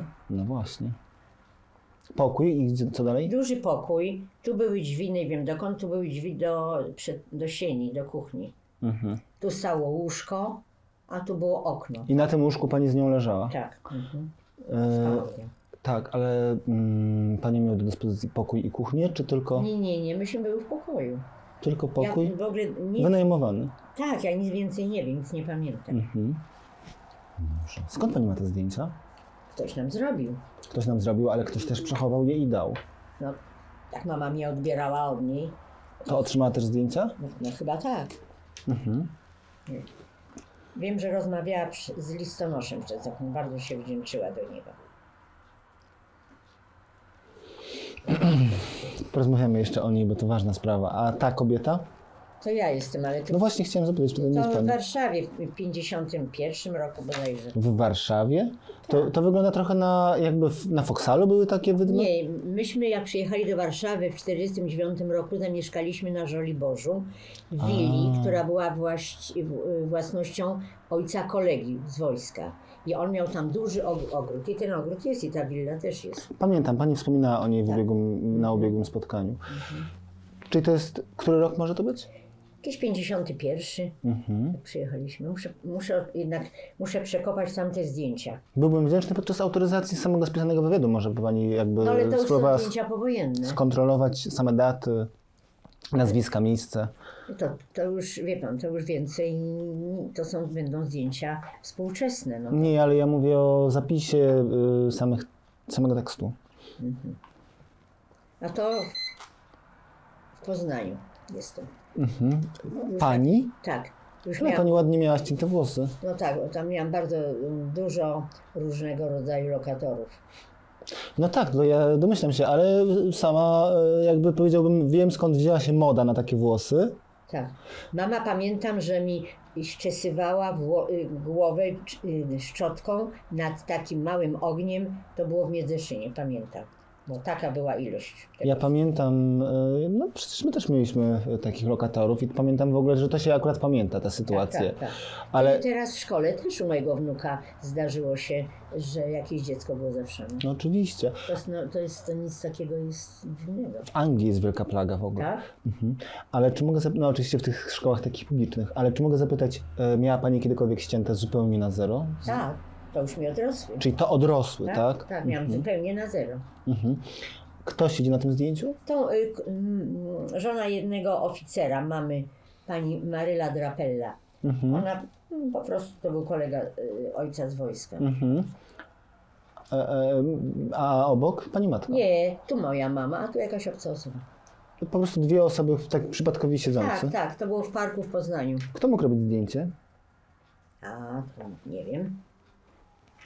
Co tu napisane? To jest jakiś rok? 45? Tak. No to 40. No wtedy właśnie pani z Gniezna przeniosła się do Poznania, prawda? Z Poznania do Gniezna. Przepraszam. Tak, z Poznania do Gniezna.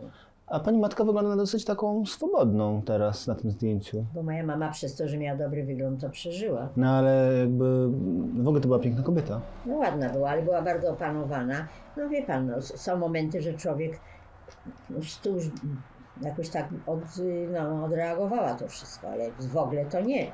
Bo z zachowania mojej mamy to nie wynikało. Po prostu stale się czegoś bała. Pamiętam właśnie, to było takie przejmujące podczas naszego poprzedniego spotkania. A ponieważ moja mama była w ogóle z natury bardzo oszczędną osobą, to ta oszczędność tak strasznie dokuczała mi, że jak się urodziła moja córka, to mi nie pozwoliła nic kupić, ni zmieniać nowego do wózka, tylko to, co jest, to trzeba prać i nakładać. Nie ma być ładnie, ma być czysto. Były awantury z tego powodu. Ale pani mieszkała z nią wtedy? Nie, ale opiekowała się córką, ja pracowałam. No właśnie. Byłam zależna, to musiałam siedzieć cicho. To jest, jak pani wspomniała... To jest ojciec mojej mamy i jeden z tych... Pracowników. Nie tam. Jeden z tych, Rudolf albo Aleksander? To jest Aleksander. No to mu ściemniały włoski. Już ściemniały mu. Ale jeszcze podczas wojny? Nie, podczas wojny już był siwy. Bo on się znalazł w Anglii. Czyli on nie był w samym getcie? On był, ja nie wiem, to już tego dokładnie nie wiem. Czy był, czy uciekł, wiem, że jego córka i żona były i nie wyszły. A on w jakich okolicznościach znalazł się w Rafie, to nie wiem. I on wrócił po wojnie. I się po raz drugi ożenił. Aleksander. Tak. Jak miał na nazwisko? Hermelin. I nie zmienił go? No, Hermelin to ja bym też nie zmieniła. No to Hermelin to nie jest takie żydowskie. On nie zmienił. A ostatnie zdjęcie? A to jest jeszcze przedwojenne zdjęcie, to dał mi kuzyn. Tu są dziadkowie. Ten dziadek, co w getcie. Ten, który był na tamtym zdjęciu? Tak. To jest Rosengarten? Tak. Ta babcia, która umarła miesiąc po moim urodzeniu, równy miesiąc, to mama to jakiś facet. Nie A skąd znał się, jeżeli mogę jeszcze dopytać tylko, bo to nie jest ten sam dziadek, prawda? Nie. To jest mamy dziadek, a to ojciec. Jak miał na nazwisko? Jak miał na imię? Chaim Wigdor. Przepraszam? Chaim Wigdor. I tak Chaim jest w książce Wigdora. telefonicznej nawet. Tak? Tak. Ma pani tę książkę? 38. Gdzieś miałam ten wyciąg. Aha, kserokopię. Nie ma pani tak. oryginalnej? Nie, to mi w Żychu dali. To Biały Kruk, wie pani o tym. No wiem, ale mówię panu, że tak są te dokumenty porozwalane, że nie wiem, gdzie to jest. Nie, w porządku, to wie pani. Wiem, że mamy to, w każdym bądź razie jest w książce telefonicznej i jest wujek też, który mieszkał na Lesznie pod 13. Myśmy teraz niedawno z córką poszły, to się na 11 urwał dom, a już 13 nie ma. W książce telefonicznej? Nie, w książce telefonicznej jest Leszno 13. Gdzie się urwał? Aha, w spisach, tak? Tak, nie, myśmy poszły na Leszno, tylko żeśmy tej 13 nie znalazły. No tak, no przecież tam są ulice przeorane. No przeorane są. Czyli w realu nie ma już domu, Nie ma, tak? nie ma. On miał w książce telefonicznej Aleksander Hermelin, on był prawnikiem. Mnie nauczyli, że to jest Henryk, a babcia Augustyna. A to był Ludwik i Sabina. Ja tak sobie zawsze tak miałam odpowiadać. Co się z nimi działo? Dziadek umarł pewnie wcześniej niż babcia, albo później, nie wiem. Ja mam książkę, którą napisała Zosia Fornal, pan słyszał chyba o niej, bo ona pisała galerię Zamenhofów. Miała do mnie pretensje, że ja nie wiem, kiedy się dokładnie urodzili dziadkowie i kiedy zmarli. No bo ja ich nie znałam, to nie mogłam nic wiedzieć. I ona gdzieś to w książce, nie wiem, gdzieś mam. Ale to już mało, to był 31 albo 34 rok. Jak zmarł? Albo jedno, albo drugie. Zmarli przed wojną. I mama tą fabrykę po dziadku dostała. A on kiedy zmarł? Tak, syn? Znaczy syn w 67 roku on zachorował. Podejrzewaliśmy, że on ma guza w mózgu i popełnił samobójstwo. Znaczy usiadł sobie na leżaku w swojej kuchni. Wtedy gaz był trujący, a nie wybuchowy. Zostawił list do żony i skończył. Do drugiej żony? Do drugiej żony, tak. Mieli dzieci? Nie. Po prostu ożenił się, ale nie miał dzieci. Nie. To jej też był drugi mąż, bo jej mąż pierwszy nie wyszedł z getta, ona nie wiedziała, ale ona... Czyli też miała korzenie żydowskie? Ona była Żydówką po oboju rodziców. A mogę zapytać, gdzie mieszkał? Kto? Oni ostatnio po wojnie mieszkali pierw na Płaskiej przy Teatrze Nowym, potem się przenieśli na Saską Kępę, na Walecznych, ale w momencie jak moja ciotka zmarła, ja nawet myślałam, że ja to mieszkanie w jakiś sposób dostanę, bo ona mi w testamencie napisała, ale to było niemożliwe, bo raz, że to nie było jej mieszkanie, to był tam jakiś właściciel, a poza tym jakiś deweloper wyrzucił wszystkich lokatorów, dał im mieszkania i teraz stoi tam piękny budynek. Także ten guzik by stał. No jakbym mieszkała, to bym dostała inne mieszkanie, ale to było niemożliwe. Ja się nią opiekowałam do ostatniej chwili, ona zmarła. Aha, opiekowała się pani, ale nie była pani zameldowana i to był problem. Nie, ja nie mogłam się nawet zameldować. Czemu? Nie wiem, no to nie wchodziło w grę, tam coś nie było. Czyli pani z tą ciotką była bardzo blisko? Tak, byłam blisko. Czy ona pani coś opowiadała? Nie, bo to była to osoba chora, ona miała depresję, była w stanach maniakalną, znaczy ona miała dwubiegunową depresję, była albo w euforii, albo była przygnębiona i ona cały czas się leczyła. I ta depresja była u niej, ta choroba była sprzed wojny, bo słyszałam jak mama rozmawiała, że ona miała wujka w Szwajcarii, jej mąż drugi z nią jeździł, ale te leki nie pomagały. Ona miała, jak to się nazywa? Stan maniakalno-depresyjny? Depresyjno-maniakalny stan. I ona była lekko nieznośna. Aha. Także nie, ona była nawet dość dziwną osobą, bo ona dostawała paczki w czasie wojny, w czasie stanu wojennego i dostała kiedyś kakao. Nie, kakao jest niezdrowe, ja ci nie mogę dać dla Magdy, bo to jest niezdrowe. Więc ona była taka bardzo apodyktyczna i... To późno zmarła. Ona się nazywała Hermelin. Późno zmarła. W 97 roku zmarła. To niedawno. No niedawno. Proszę powiedzieć, jak miała na imię? Halina. Halina. Z domu Zajczyk, ale jest pewnie zmieniona. Czyli co? Halina, czyli Hanna? Nie. Nic nie wiem na jej temat. Nic nie wiem. Ona by nie powiedziała poza tym. Aha. Nie powiedziała. Ona w ogóle nic nie chciała mówić, bo była dziwną osobą. Ona nie chciała nic opowiadać, ale nie dlatego, żeby... Tylko ona taka była, ona wiadomości trzymała dla siebie. Rozumiem. Czy może pani jeszcze opisać te ostatnie zdjęcie? To? No to jest... bo tego jeszcze pani nie opisała ostatnich osób. Nie, bo to są dziadkowie Rosengartenowie. To moja mama, a ten pan to my nie wiemy, bo znaczy mój kuzyn mówił, że on też nie wie, kto to jest. Aha. To nie był mój ojciec. W którym roku to mogło być zdjęcie robione? To było przed 37 rokiem. Nie, moja mama wyszła za mąż, jak miała 28 lat, w 27 roku. No a tu nie robi wrażenia, żeby miała 27 lat. No to prawda. No. A jeszcze żyje dziadek. 7 lat, tak. Dziadek to żył, bo dziadek zmarł w getcie, a babcia w 37 zmarła. No właśnie, tak. babcia żyje. To moja mama była jeszcze panienką. No to musi być połowa lat 30. Może nie była już panienką, ale w każdym bądź razie ja się urodziłam w 37 roku, czyli 10 lat po ślubie. Bo pierwsze trzeba było stanąć na nogi, mieć dobre oparcie, a potem mieć dzieci. A nie tak, że się ma dzieci i potem ratuj kto może. Rozumiem, że pani cytuje swoją matkę. Tak moja mama do mnie mówiła. Prawda? To znaczy nie chciałam, żeby ktoś na ten temat coś mówił, chociaż jak pracowałam na Placu Powstańców, to był rok 60 i była taka sytuacja. Była główna księgowa, był taki duży pokój, wtedy to były lata 60. Ja tam poszłam do pracy w roku 60 w lutym i pracowałam w księgowości w takim dużym pokoju, tam było parę biurek, między innymi siedziała też i główna księgowa. I kiedyś przyszedł do niej jeden z redaktorów, bo ona była bardzo zaznajomiona, no i ona na mnie wskazała, że ja jestem Żydówką. Przy pani? Tak, bo ja to zauważyłam, bo ona taki gest zrobiła. Także ja to udałam, że tego nie widzę. Ale ona specjalnie na mnie nie dokuczała mi, ale ona powiedziała mu, że właśnie tu taka jest osoba.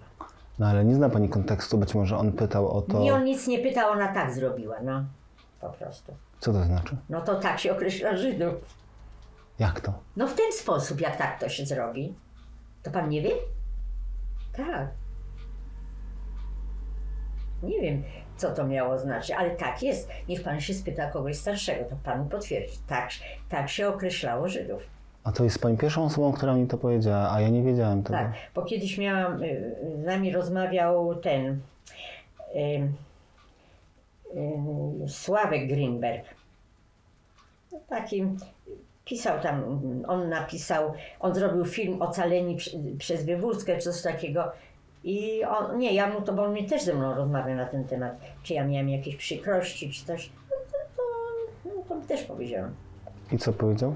Nie, nic, on go zbierał informacje. Czyli to jest normalne? To było takie określenie na Żydów, ale bardzo młodzi ludzie tego nie wiedzą po prostu. To jest szokujące dla mnie, że w 2000 albo 2001 roku ktoś może jeszcze robić taki rodzaj aluzji. No ale tak, proszę pana, ja pracowałam na Placu Powstańców, tam była baza transportu, był kierowca.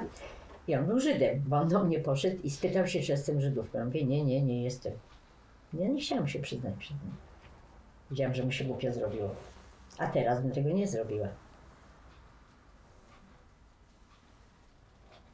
Ale tak specjalnie to... No były tam jakieś takie drobne uwagi. Ale teraz na przykład tuż przed moim końcem pracy zawodowej, mówiłam to panu, poszłam na Plac Powstańców, weszłam tam, bardzo ładnie zrobione, bo odremontowali. Tam był dziennik i Warszawski Ośrodek. Nie wiem, oni zaś mają się przenieść teraz na Woronicza, ale tam do niedawna jeszcze ten budynek był telewizyjny. I mówię, o jak tu ładnie. A wartownik taki młody mówi, oj ładnie, ale nie wiadomo co to będzie, jak przyjdzie taki, co się na komorę nie załapał. Na co? Na komorę gazową się nie załapał. Pani żartuje. Tak, a ja mówię, no wie pan co, następnym razem to pan się może załapać. No nie miałam mu co powiedzieć, nogi mi się ugięły. To prawda, że to aż coś mnie za gardło chwyciło, nie wiedziałam, coś musiałam mu powiedzieć. To tylko popamiętam, że powiedziałam, uważaj, żebyś się ty przypadkiem nie załapał na następną. I cóż on na to? Tam co on na to. Ale on po prostu nie podejrzewał mnie o pochodzenie, tylko tak sobie powiedział. Wspomniała pani jeszcze o jednej sytuacji nieprzyjemnej. Na bazarze jak byłam, mówiłam pani. Nie. Chleb kupowałam. A chleb to tak. Tak. Ale w pracy. A w pracy, że zadzwoniła do mnie koleżanka, która, ja się z nią kontaktowałam, w latach, jak miałam 20 parę lat. To była osoba, która strasznie kłamała. Nie mogła znaleźć pracy. Pierw mówiła, że ma maturę, potem poszła do technikum, więc nie miała tej matury. No ojciec mój jej znalazł pracę, a potem do mnie mówi, słuchaj, ona nas oszukała, bo ona nie miała matury, więc ją stamtąd wywalili. No i ona tak przychodziła do nas, nawet mnie poprosiła do siebie. Na placu teatralnym miała mieszkanie. Już nawet nie wiem z jakiego tytułu, ale już nie będę się domyślać. I po jakimś czasie ona się znalazła chyba w domu dla umysłowo i psychicznie chorych, bo ona na punkcie niemożności złapania sobie jakiegoś partnera chyba dostała fioła. Tak mi się wydaje. No i któregoś tam razu, jak pracowałam, no były lata 90. Ona do mnie, skąd znalazła mój telefon w telewizji, nie wiem, zadzwoniła i zaczęła mi przez telefon wymyślać, że i moi rodzice, że ja, że w ogóle i tak dalej. No to ja odkładałam słuchawkę. Potem zadzwoniła do mojej szefowej. A ta szefowa mówi, a mnie to nie interesuje, kim ty jesteś i także ona nie zareagowała, ta szefowa, ale nie ta, która tak zrobiła, tylko inna. Po prostu nie zareagowała, nie zadawała żadnych pytań, powiedziała, mnie to w ogóle nie interesuje. Potem zadzwoniłam do jej siostry, jakoś znalazłam numer telefonu i prosiłam, żeby ona ją uciszyła, bo niech nie dzwoni do pracy, ja chcę do nich dzwonić do domu. No i potem się telefony urwały. Jakieś jeszcze sytuacje związane na przykład z jakimiś drobnymi, jak pani się wyraziła, nieprzyjemnościami? Tak, w zasadzie to tam, gdzie mieszkam, nie wiem, sąsiadka się pyta, mieszka piętro niżej, a to jednak tam słychać, jak się rozmawia, okno otwarte, my tam nieraz rozmawiamy głośno, nieraz przychodzą, robimy takie szabaty. Pan zna Belę Schwartman? Zna pan chyba. Ze słyszenia oczywiście. Tak, tak.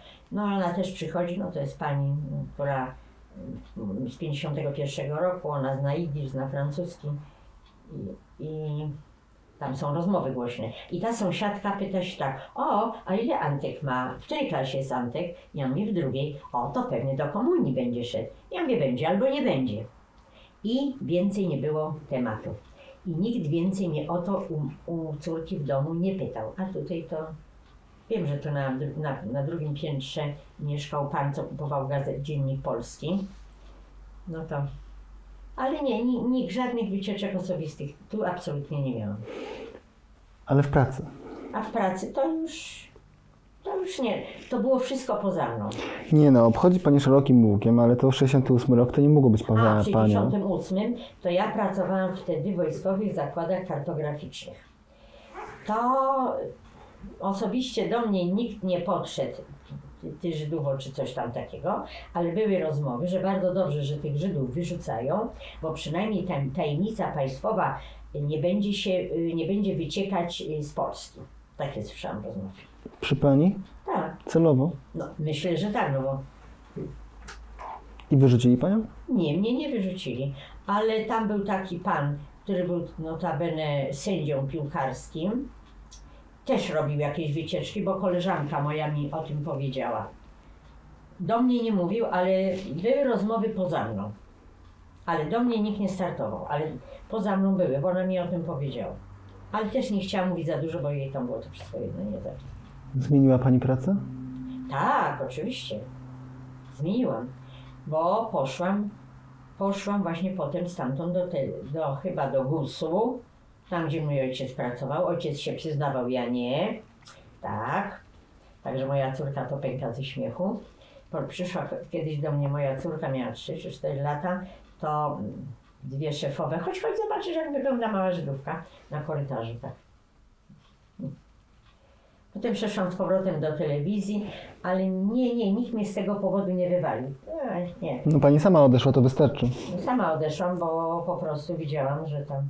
Ja dość często przez to pracę zmieniałam. Jak mój syn zginął, ja pracowałam wtedy w Mennicy i on był pochowany bez księdza. To mi tak dokuczali, różnego rodzaju robili wycieczki osobiste, że też stamtąd odeszłam. I trzeba trafić, że jak się sprowadziłyśmy się tutaj na Pawińskiego, ja patrzę, że w sąsiednim budynku ten facet mieszka. Ale jak go mijałam, to się, wie pan, nie patrzyłam na niego w ogóle tak. Tam czasem się spojrzałam, tak go zmierzyłam. Dzień dobry, ale już też go nie ma. Człowiek z Mennicy? Tak. Wie pani, to jest dosyć dla mnie przerażające. Jeżeli kobieta traci dziecko i jeszcze ma z tego powodu jakieś wycieczki osobiste, to musi być po prostu... No tak, bez księdza. No jednak koleżanki między sobą rozmawiały. O, przepraszam, bo... Ale też wie pani, chodzi o to, że jednak wydaje mi się, że zupełnie inaczej mogłaby pani rozmawiać z osobą, która byłaby na przykład w pani wieku, prawda? To zupełnie jest innego rodzaju wiarygodnienie. Ja w telewizji miałam tak, była tam lekarka, która nie lubiła mnie, nie wiem, może nie to, ale ona była w ogóle bardzo ostra, bardzo taka niesympatyczna. Druga lekarka, która dużą sympatią nie darzyła i potem z rozmów wynikało, że ona coś ma wspólnego z Żydami. I domyśliłam się później, że ona musiała być po ojcu Żydówką. Ale ona to wszystko robiła w tajemnicy. Bo ona mi musiała dać na przykład opis mojej choroby, zaświadczenie, jak ja się starałam o Kleinsa. To tam i o rentę z ZUS-u. Tam ja stanęłam na komisji. Chodziło o sprawy znerwicowania, sprawy na przykład choroby kręgosłupa i tak dalej. No ja to jestem normalna, ale są na przykład ta Zosia, która robiła galerię Zamenhofów, ona już nie żyje, to ona była tak znerwicowana, że ona w ogóle wybuchała jak wariatka. Ją ludzie po prostu unikali. Ona była niewłaściwie się zachowywała.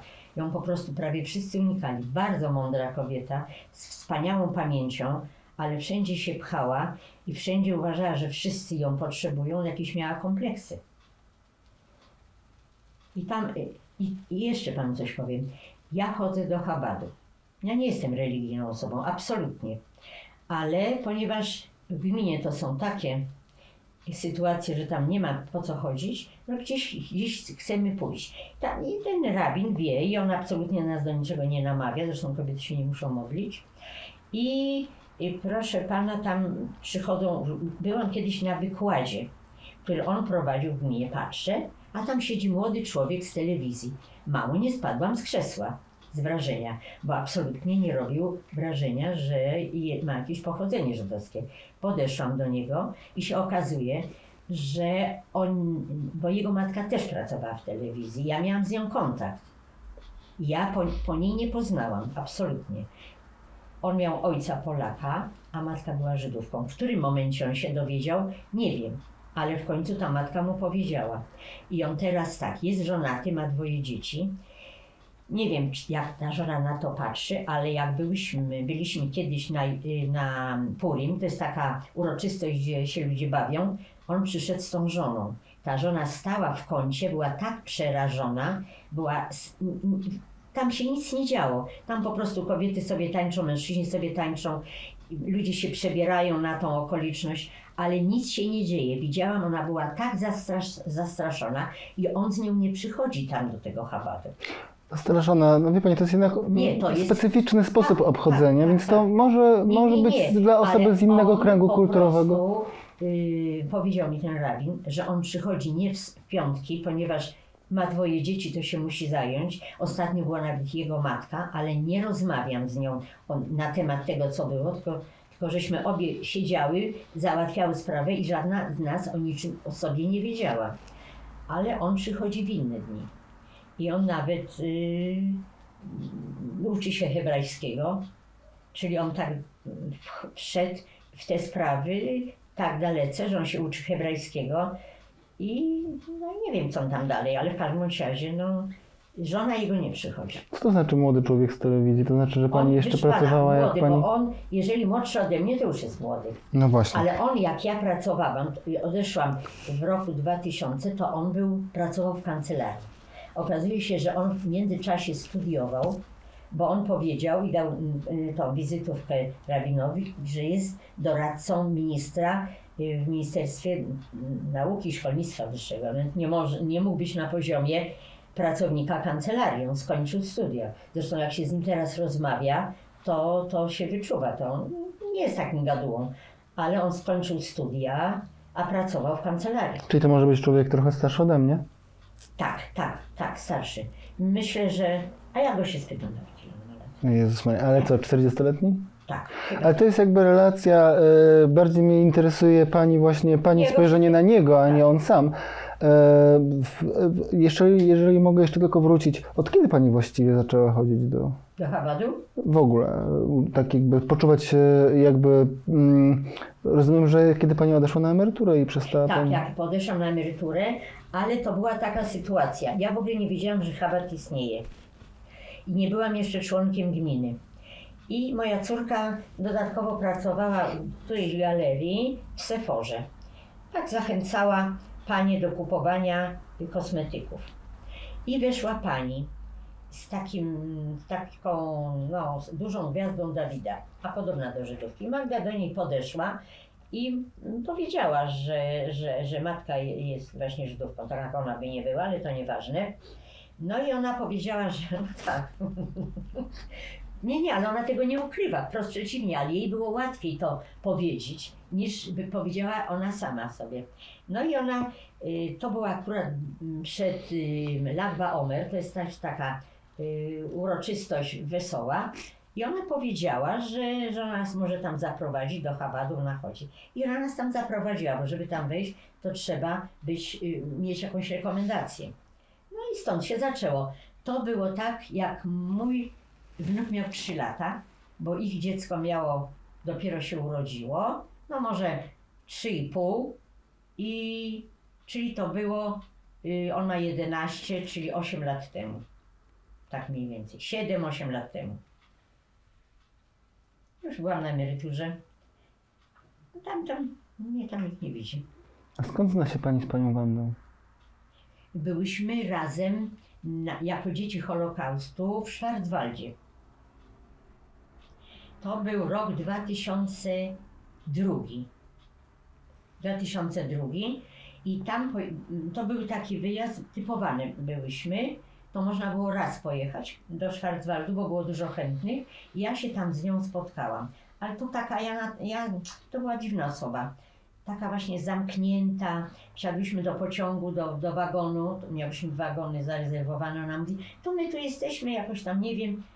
Tak wyglądało, ja się zabrałam i wyszłam z tego przedziału, bo widziałam, że coś mi przeszkadza. Przecież poszłam do innego. Ja jej to potem powiedziałam. Z tym, że ja ją zapytałam, słuchaj, jaki miałeś stosunek do Żydów, jak nie wiedziałeś, że jesteś Żydówką? Nie pytaj mnie. Bo ona na mnie robiła dziwne wrażenie. Ona była wychowana na plebanii i miała 40, skończyła studia, była nauczycielką. Ona chyba 2 fakultety skończyła, bo psychologię też. I ona, mając 42 lata, się dowiedziała o tym. Nie. Jej córka na przykład nie, bo jej córka chciała zrobić aliję do Izraela. I jej nic z tego nie wyszło, bo ona nie ma po prostu punktu zaczepienia. Ta córka przyjechała tutaj, była w Brzychu, szukają jakichś korzeni. I ona kiedyś się zetknęła z Żydem, który przyjechał ze Stanów. I on powiedział, słuchaj, jesteś podobna do mojej siostry. Ona miała córkę, czyli wygląda na to, że być może jesteś jej córką. W czasie wojny ta córka, urwał się kontakt. No więc on dał jej pieniądze na zrobienie badań genetycznych. I ja mówię, no jak to wyszło? Ona mówi, że tam wychodzą jakieś, nie było wskazania, że jesteś Żydówką, ale tam są jakieś nacje, jakieś, człowiek jest podobno podzielony jakoś tak. No nie będę tego robić, bo 5 000 nie wiem. Ilu? To 5 000 wtedy kosztowało, zrobienie takich badań. I drugą panią poznałam, która też robiła badania. Wie pani, to nie może nie chodzić konkretnie o nację, o nację, tylko konkretnie o miejsce, z którego się pochodzi, po prostu ze świata. I drugą panią, też dzieci Holokaustu, poznałam. Ona znalazła brata i nie byli pewni, czy są spokrewnieni, i on też dał jej pieniądze na zrobienie badań genetycznych i się okazało, że to jest brat i siostra. No ale to są inne badania. To są raczej badania krwi. Także wie pan, i ona tam było takie spotkanie z księdzem katolickim. Nie rozumiem. Bo to myśmy były w Dottingen i oni nas bardzo elegancko przyjęli. W ogóle odnosiło się wrażenie, bo to Niemcy zachodnie, niedaleko Jeziora Wodyńskiego w ogóle, niedaleko Konstancy, że ci ludzie tam żyjący mają jakieś poczucie winy. Bo wszyscy, z którymi się żeśmy spotykali, to były kobiety i to było wszystko z kościoła katolickiego. Były bardzo sympatyczne, bardzo miłe. Z tym, że ten ksiądz zrobił z nami wywiad i pytał się, jak to jest, jaki jest nasz rodowód. No było tam nas chyba z 15 osób, to ja i jeszcze jeden chyba kolega, to ja wiedziałam, kim jestem, ja tego nie ukrywałam, a oni wszyscy bardzo podkreślali ten kontakt z Kościołem. Ja w końcu nie wiedziałam, czy ja jestem na wyjeździe z Caritasu, czy z dzieci Holokaustu. Więc tak jakby się chcieli przypodobać temu księdzu. No jedna pani miała taką sytuację, że mieszka we Wrocławiu i oni, kuzynka Rotfelda. O. I dość bliska. I ona mówi tak, że sobie przyrzekła rodzina, jeżeli im się uda przeżyć, to przejdą na katolicyzm. No i oni tego dotrzymali. No ale co, no rozumiem. Nie wiem, jak dalece to wygląda, ale ona opowiadała właśnie takie rzeczy. Ja na przykład nie jeżdżę nawet na te spotkania dzieci Holokaustu, bo tam się nic nie mówi, tylko o tych przeżyciach, o swojej tożsamości, to już mi nosem wychodzi. Poza tym tam są osoby, które się kiedyś tam bardzo dawno temu widziały. A ja do tego stowarzyszenia przystąpiłam w roku 90. Ja nie mam żadnych takich wstecznych znajomości. I chyba by mnie denerwowało. Więc nie jeżdżę. Znaczy rozumiem, że jako członek Stowarzyszenia Dzieci Holokaustu została Pani wytypowana do Schwarzwaldu. Ale także do wywiadu z Fundacji Spielberga. To ja nie wiem. Nie, ja nie wiem. A tak. Do Spielberga tak. Do Spielberga tak. I ten projekt Spielberga... Gdzieś chyba tu mam, w tym, w Stawczanie albo oddałam do córki, bo miałam Państwu przynieść. Przyniosłam to i ona też nie wie, gdzie schowała. My mamy dostęp do tych materiałów jako pracownicy muzeum. Tak, to jest. Był ze mną wywiad, robiła koleżanka chyba, która niestety już zginęła, no, Zosia Zyms czy coś, nie wiem. W każdym razie jest wywiad. I oni mi to oddali, a to zaniosłam. Ja miałam Państwu przynieść. Tylko Magda mówi, słuchaj, ja chcę to pierw zobaczyć. No jak chciała zobaczyć, tak nie wiemy, gdzie to jest. Ale mieszkanie ma 55 metrów, to się znajdzie. Ale jak Pan ma dostęp, to... Ja tak, oczywiście, no przecież... To bardzo proszę, nawet sama jestem ciekawa. Jestem ciekaw Ja nie wiem, czy ja mogę ściągnąć te materiały.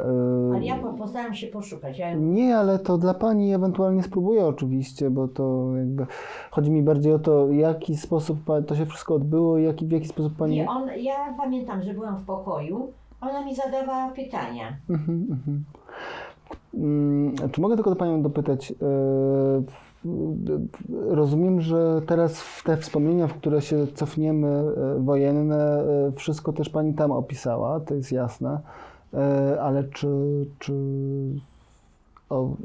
chciałaby Pani coś jeszcze powiedzieć na temat takiego jakby wytykania Pani domniemanego przez te osoby zewnętrzne pochodzenia? Nie, bo jako dziecko, no to co miałam? No to tam ta opiekunka to mi groziła, że jak będę niegrzeczna, to mnie odda Niemcom, ale to nie ma co w ogóle o czym mówić. W pracy, no to co Panu powiedziałam, poszłam, nie zwracałam uwagi, ale orientowałam się, że ludzie wiedzą, ale nikt mnie nie zaczepiał. W czasie wypadków marcowych byłam na krakowskim przedmieściu, szłam akurat koło obecnego domu prezydenta, to ktoś, jakiś facet powiedział, wąt do Palestyny. Do Pani? Tak. Mhm. Wąt do Palestyny, ty Żydówko? Tak, no i on se poszedł dalej, ja też se poszedłem dalej.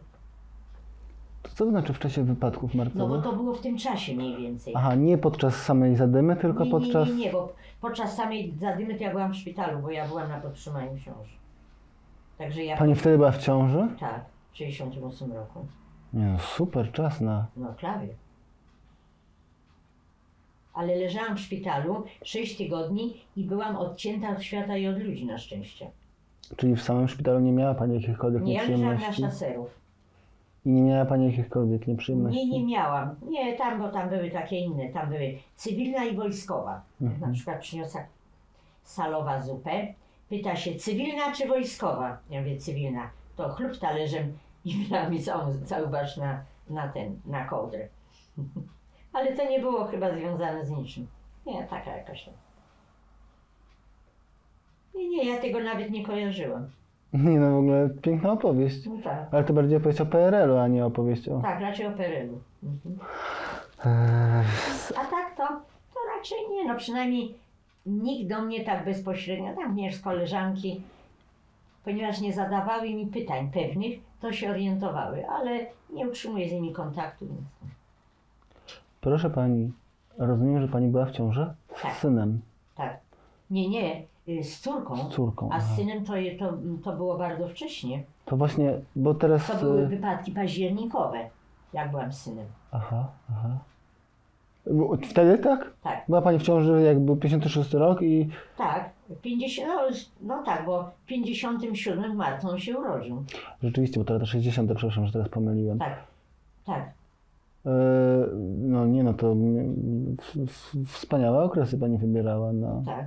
macierzyński etap. A jak pani wspomina w takim razie w tamtą ciążę? Nic. Nie, ten mój mąż wiedział. To był facet, który studiował na SGSZ-cie. To był facet ze wsi, bardzo, bardzo zdolny, ale bardzo despotyczny, ponieważ ja z takim facetem to nie umiem rozmawiać. Myśmy się rozeszli. Ja już miałam 20 lat, jak poszłam do sądu. Raz, dwa załatwiłam sprawę. Ile miała pani lat? 20. 21 może, bo to Ale pani była matką. byłam. On mi nawet chciał dziecko na ulicy ukraść. Ze złości, że się od niego odczepić chciałam. Ale to był pierwszy mąż i nawet ja tu któregoś tam razu, parę lat temu go spotkałam. A mówię, no, to możemy iść do kawiarni, możemy, on mi nic nie groziło, nic mi nie zrobi przecież, nic mi nie będzie. No to się pytał, czy bym księgowości nie poprowadziła. Mówię, nie będę. Ale on był w ogóle typem choleryka. I on miał niedowład chyba lewej strony, bo potem on się ożenił i do jego bratowej przychodziła żona z wyrwaną kupą włosów, bo to był choleryk po prostu. No on mnie raz uderzył tylko, więc ja mu oddałam krzesłem i schowałam się do łazienki. Czekałam, jak przyjdą rodzice, byłam wtedy w ciąży. No i wie pan, urodziłam i podziękowałam mu. Czy on nie wiedział dokładnie, że pani była ma pani korzenie żydowskie? Nie, on wiedział, ale to nie z tego powodu był. No domyślam to się. nic nie przeszkadzało. Ale wiedział przed ślubem? Chyba tak, bo ten drugi to przed ślubem nie wiedział, nic nie mówiłam. O Boże. Nic. Dlaczego? A ja wiem dlaczego. A pytał mnie, kto nie pytał. Moja córka też mówi, jak mogłaś nie powiedzieć? No nie powiedziałam. No nie wiem. Tak byłam, wie pan... To znaczy, że miała pani, przepraszam, że tak otwarcie teraz otworzę kartę, bo mógłbym panią podchodzić, ale po co? No trochę miała pani wobec niego nieufności. Ja się nie zastanawiałam. No nie, nieprawda. A jakby się pani nie zastanawiała, to by pani mu powiedziała. Być może, bo on miał rodzinę bardzo, bardzo wierzącą, tam też robili jakieś uwagi. Ja tą rodziną... Przed czy po ślubie? Po ślubie. Kiedy już wiedzieli. No, od niego nie wiedzieli, bo on był bardzo skryty też. On nie powiedział. Natomiast jechałam tramwajem i jego kuzynka zrobiła jakąś aluzję. No, podczas rozmowy z nią w tramwaju? znaczy ona coś tam do mnie powiedziała, nade mną stała, coś powiedziała, się zorientowałam. Powiedziałam, że nie będę utrzymywać z nimi kontaktu i nie utrzymywałam do tego stopnia, że on się wychowywał tu u ciotki, bo rodzice mieszkali na Dolnym Śląsku i oni chyba wiedzieli, bo zaczęli się domyślać. I byli trochę tacy natrętni, jak na jakiejś tam okazji przyjechała ich rodzina też z terenów Dolnego Śląska. No i ona postanowiła, że ona tą kuzynkę wyśle do mnie do domu, żeby przenocowała. A myśmy mieli kawalerkę, ale to nie dlatego, bo na podłodze można się było przespać. Tylko ponieważ to było od nich, to powiedziałam, że nie i nie wpuściłam. No i już no. Ja nie utrzymywałam potem z nim kontaktu. Oni parę razy przychodzili, no bo się dziwili, co jest, ale byli grzeczni. Co to znaczy dziwili No się? znaczy nie robili żadnych uwag, tylko ich córka kiedyś tam jakieś drobne uwagi robiła. W jakim wieku? Ona wtedy miała chyba 15-16 lat. Ale jak teraz mój mąż umarł, umarł w tym roku, w zeszłym, bo w maju umarł. W 2013. Pani przyszła do muzeum niedługo po jego śmierci. Chyba tak. To No ja musiałam ich powiadomić, oni tu w Warszawie mieszkają. Ja ich powiadomiłam, bo to byłoby nie w porządku. Ale żadnych uwag, byli bardzo serdeczni, bardzo mili. Dość dużo rodziny przyjechało spoza Warszawy, z którymi zawsze miałam bardzo dobre układy. Może się domyślali, ale nikt mi nie daje do zrozumienia. Chociaż jego brat już teraz wie, bo powiedziałam oficjalnie, że tak, nie robią żadnych absolutnie uwag. Wiedzą, że Antek nie przystąpił do komunii, chociaż ich syn jest ojcem chrzestnym, ale jest w ogóle w Szwecji, to tam inaczej w ogóle myśli. A z tamtą rodziną nie utrzymywałam i nie zaprosiłam ich w ogóle na jakieś takie, na jakiś poczęstunek. No bo jeżeli kogoś nie widziałam 48 lat, to nie mam obowiązku ich prosić. Przyszli do kościoła bardzo grzecznie, bardzo miło, żadnych uwag, bardzo serdecznie. Nawet ta osoba, która tak mi powiedziała, no teraz już jest po 50, dobrze, nic, żadnych uwag nie było. No, trudno na pogrzebie, żeby... No tak, ale byli bardzo serdeczni. Ale nie utrzymywałam kontaktu, nie utrzymuję, bo po co? Oczywiście, ale mogę tylko zapytać,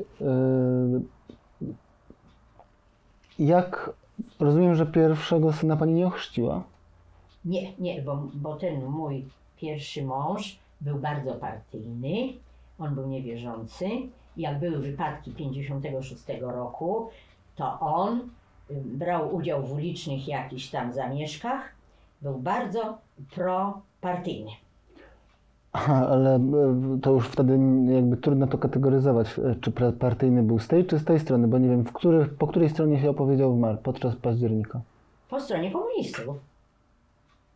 To znaczy komunistów październikowych, czy przedpaździernikowych? Przedpaździernikowych? Nie wiem, no, możliwe, nie wiem. No, w każdym bądź razie on był niewierzący.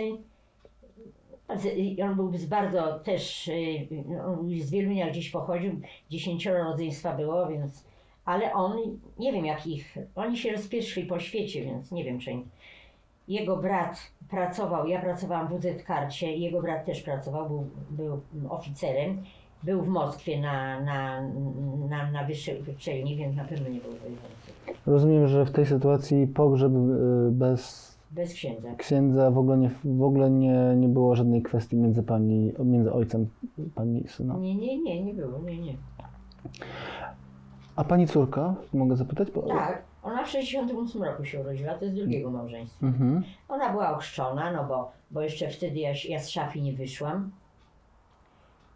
I jakoś tam było, mój ojciec nie poszedł do kościoła. No to jak to? Pierwszego syna pani nie ochrzciła, ale... No bo ja musiałam się liczyć trochę z moim mężem, który już na pewno wiedział, że jestem Żydówką, no więc jeżeli on szanował moją po prostu, moją ideologię, no to ja musiałam też. Wie pan, to takie są, ale mój ojciec był chrzest mojej córki, nie, jak była komunia, bo ona też poszła do komunii, to nie poszedł do kościoła. A na przyjęcie? Przyszedł, no. A Także matka? moja córka chodziła tylko do czasu, jak była w szkole podstawowej. Potem 16 lat miała niecałe, jak jej powiedziałam. Pojechała do Izraela, bo głupi ten zegar jest naprawdę. Coś majdrowałam ją tak pika. I mój kuzyn ją zaprosił do Izraela poprzez ciotkę z Paryża, tą Marylę Szper. Ona poleciała do Paryża. Nie miała jeszcze 16 lat, bo poleciała w lipcu, a lata kończy w październiku. Tam ją ciotka po tygodniu przetranslokowała do Izraela, tak żeby w paszporcie nie było żadnego śladu, bo paszport się oddawało dawniej. Paszport prawda. się wypożyczało i jak byłby, to jeszcze nie były nawiązane były nawiązane stosunki z Izraelem, ale w każdym razie to było coś trefnego. I ciotka podeszła tam do tych W Paryżu? W Paryżu i oni ją dali jej na kartce tylko stempel i jak wracała z Izraela, to mój kuzyn dopilnował, żeby też na kartce dali stempel, że wylatuje. Wiedzieli, jaka jest w Polsce sytuacja i oddałam paszport. No to było w okresie stanu wojennego, jeżeli się nie mylę? Nie. Ona była w 68 roku się urodziła, miała 16 lat. Poszła w 84. Nie, to było już po stanie wojennym. Bo ja do Paryża stan wyjątkowy cały czas, był zawieszony stan wojenny, ale... No ale już jeżeli ja poleciałam do Paryża, bo z początku nie dali mi zgody, Dopiero potem, to był chyba 84. I ja po tym 84 jak wróciłam, to ona pojechała w następnym roku do Paryża i do Izraela. I ona nawet tam chciała zostać, mój mąż nawet. W Izraelu? Tak, wtedy. Ale no tam jeszcze nie było Rosjan. Tam nie było Rosjan jeszcze, to jeszcze było inaczej, a teraz to nie. Nie rozumiem. Jak nie było Rosjan, to był tam spokój. Przecież jak Rosjanie zaczęli napływać, to moja kuzynka już po śmierci męża spała z nożem pod poduszką. Rosyjscy Żydzi, pani mówi? Tak, no tam, tak, no oni byli bardziej rosyjscy niż Żydzi. Tam są teraz kradzieże, rozboje. W Izraelu? Tak. I to wszystko raczej są ci napływowi. A co pani mąż chciał, bo pani zaczęła mówić o pani mężu, jak się odniósł do pomysłu pani córki, że chciałaby Nie, on zostać? powiedział, że jak chce, to proszę bardzo. Nie stawiał sprzeciwu. To był w ogóle człowiek bardzo spokojny. W ogóle na mało rzeczy się wypowiadał. No, bardzo łagodny, za spokojny dla mnie. No ale bardzo długo pani z nim żyła. No 48 lat. No to wie pani, robi wrażenie. Solidna. Nie tylko chyba z tego powodu. Nie miałabym odwagi, tak wie pan, skrzywdzić człowieka, bo kuzyn mówi, słuchaj, też możesz przyjechać. Ja mówię, nie przyjadę, bo mój mąż do Izraela nie przyjedzie. A ja nie mogę powiedzieć do widzenia człowiekowi, który na to nie zasłużył, że ja teraz sobie wyjeżdżam, więc ja też nie wyjechałam, nie wyjechałabym. A gdyby nie była pani z nim w związku? Nie wiem, nie umiem powiedzieć. Może. Ale tak to nie, no bo to bym po prostu zmarnowała życie człowiekowi, który na to nie zasłużył. Jak nazywa się pani kuzyn? Nazywał się Stefan Katz. To ten kuzyn, tak? Tak. Mhm. Jego matka była siostrą mojego ojca. Jego matka, czyli... Nie, no chyba ojciec. Nie. Tu nie ma tam, bo to są Rosengartenowie, są gdzie indziej. Ja poproszę córkę, żeby zrobiła... A to prawda. Żeby zrobiła tą genealogię Rosengarten. Bo to człowiek znany, to się każdy interesował, ta koleżanka napisała książkę, a tam to nie są znani ludzie. Więc tyle, co nam pan Reisner i pani Przybylska w Żychu powiedzieli. Tak. Tylko tyle. Pokazali nam i tam było bardzo dużo informacji. I na przykład teraz w radio pracował dziennikarz sportowy o nazwisku Rosengarten. Teraz już go nie słyszę, więc pewnie nie pracuje. Nie mogłam do niego pójść do telewizji, do radia i spytać się, z nim porozmawiać. Jak pracowałam w telewizji, to było bardziej normalne. I nie mogłam się, i nie dowiedziałam się, kto to jest. Ale... No przecież w radiu? W radiu. Polskim radiu? Tak, w redakcji sportowej. Mogę tak, pani jakoś pomóc, bo ja tam znam osoby. Tak, w sportowej redakcji pracował, ale on chyba nie pracuje, bo już nie słyszę. On sprawozdania prowadził sportowe. Mam spróbować? Tak, a teraz to co mi to tam? Ja nie będę mówił dlaczego, po prostu poproszę znajome Tak. panie redaktorki o jakąś pomoc. No ewentualnie, niechby się, jakby miała do niego dostęp, bo może, ale mnie się wydaje, że on odszedł z telewizji, niech może mi da telefon, ale gdyby miała z nim kontakt, to niech się spyta, czy on by w ogóle chciał na ten temat rozmawiać, bo nie każdy chce, prawda? Proszę pani, no wystarczy, że ja otrzymam po prostu numer telefonu i przekażę pani, pani może powiedzieć, że pani zwyczajnie otrzymała ten telefon w Polskim Radiu na prośbę. Tak. Spróbuję, zobaczę, czy w ogóle mi się uda. Byłyśmy bardzo zainteresowane, no ale... Dlaczego? No bo jeżeli ma to samo nazwisko, no to może jakaś piąta woda po kisielu, może przypadek, bo przecież tak jak Kowalski, to może też nie jest jakieś takie. No to prawda, że to jest nazwisko raczej Rosengarten, to raczej takie nazwisko, powiedziałbym... Tak jak Katz, to też jest pełno takich Kaców. Mhm. Był zresztą taki Katz, taki bardzo znany pracownik ministerialny. Aha, ale też był jeszcze ktoś tam taki znany, ale miał podwójne nazwisko, nie pamiętam. Tak. Katz Suchy chyba. Jak? Katz Suchy? Nie wiem, ale jeszcze inaczej był. Z tym, że chyba jego ojciec pochodził z Krakowa, bo on w Krakowie się ten kuzyn pożegnał. Jeżeli nie mylę, on miał coś wspólnego z ministerstwem, znaczy był pracownikiem prawdopodobnie Ministerstwa Spraw Zagranicznych, które właśnie umożliwiało wyjazdy. Możliwe, ale nic po prostu nie wiem. Jakoś nic nie wiem. Czy możemy się cofnąć do okresu okupacyjnego? Jeszcze raz zrekonstruowałbym. Urodziła się pani w 1937 roku, więc jest pani małym dzieckiem, kiedy razem z matką I z dziadkiem.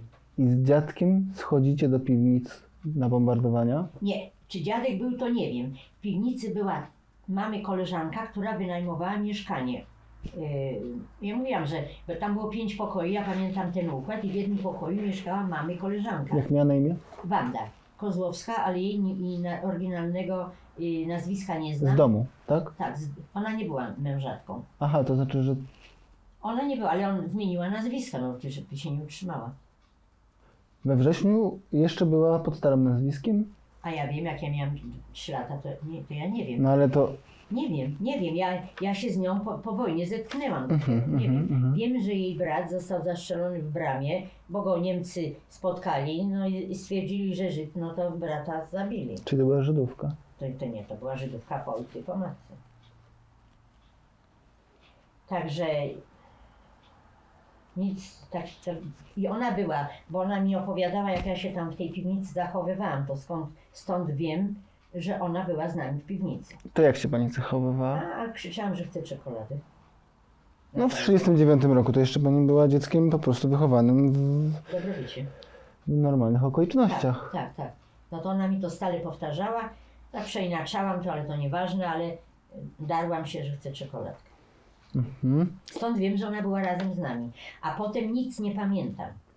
Bo nie wiem, bo ja pamiętam, byłam na Stępińskiej, na Targowej, na Grochowskiej to byłam później. Stępińska, muszę to panią zapytać o to. Stępińska to jest dosyć dla mnie, jakby to powiedzieć, to jeszcze nie jest, to jest bardzo na południe w Warszawie. Jak to wyglądały te przestrzenie?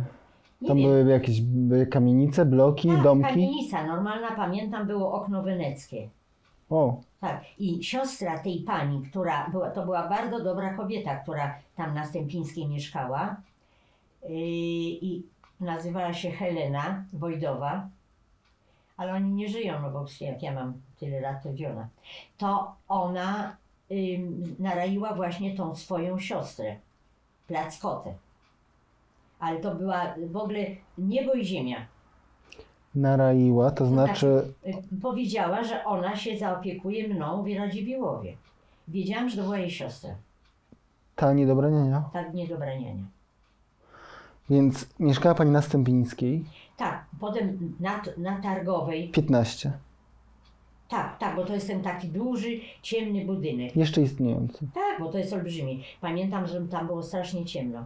Na Grujeckiej. 41. Tak. Też pamiętam taki długi pokój. Ale tylko, że Targowa to już jest... To chyba było przed tym, zanim pojechałam do Radziwiłłowa. Proszę pani, no na pewno, bo jeżeli pani wyjechała do Radziwiłłowa, to już raczej matka pani nie odbierała spod Warszawy, tak. Prawda? To... Nie wiem jak to było, myśmy się znalazli w Międzyszynie. Myśmy się Wcześniej w Śródborowie, u zakonnic pani była. U zakonnic to byłam, jak mnie ta... Niedobraniania? Ja nie wiem, czy tak była, chyba jak była niedobraniania mnie jakoś, bo tam chyba tak. No ale ta niedobraniania się z pani matką spotkała? No, ja nie wiem jak to było. Odebrali mnie i byłam między innymi w Śródborowie, u zakonnic. Leżałam w łóżku opatulona, to pamiętam. U zakonnic? Tak, i teraz jak pojechałam do Śródborowa, bo tam jest taki dom, który należy do gminy, i właśnie ta koleżanka, do której dzwoniłam, zmusiła mnie, żeby pójść, zobaczyć, bo ona wie, że tu są zakonnice. Myśmy poszły. Zupełnie inaczej ten budynek wygląda z zewnątrz. Ja tak uważam, że to nie ten budynek, ale pozwoliły nam wejść do wewnątrz, to jest ten budynek. Pamiętam pokój, pamiętam jadalnię i to wszystko zostało. Pani w jadalni normalnie jadła z dziećmi innymi? Tak, a przychodziły po stole. No. Taki jeden moment pamiętam. I pytałam się tych zakonnic, czy one coś wiedzą na temat przechowywania dzieci żydowskich podczas wojny. One mówią, że być może, ale one nie mają. To były młode osoby. Nic takiego. Ja tam jeszcze pójdę nawet, ale... To znaczy, że była pani, to był sierociniec? Tak, to był... I nadal jest? Jest. Chyba jest, tak. Myślę, że nie była pani jedynym dzieckiem. Nie. tam było dość dużo dzieci, ale nie wiem, czy to były żydowskie, czy nie. Ja mówię właśnie, że nie była pani jedynym dzieckiem Nie. żydowskim. Wydaje mi się, bo moja córka doszła do wniosku, że jest pan, jak on tak się nazywa, Cichocki, chyba on ma zmienione nazwisko, Gabriel. I on doszedł z Magdą, przepraszam, odbiorę, doszedł z Magdą do wniosku, że myśmy w jednym sierocińcu byli. Ale on jest też trochę taki jakiś. Muszę napisać córce, bo ona pyta się i co? Jeszcze rozmawiam. Na razie nic. Myślę, że przez jakieś pół godziny. Tak.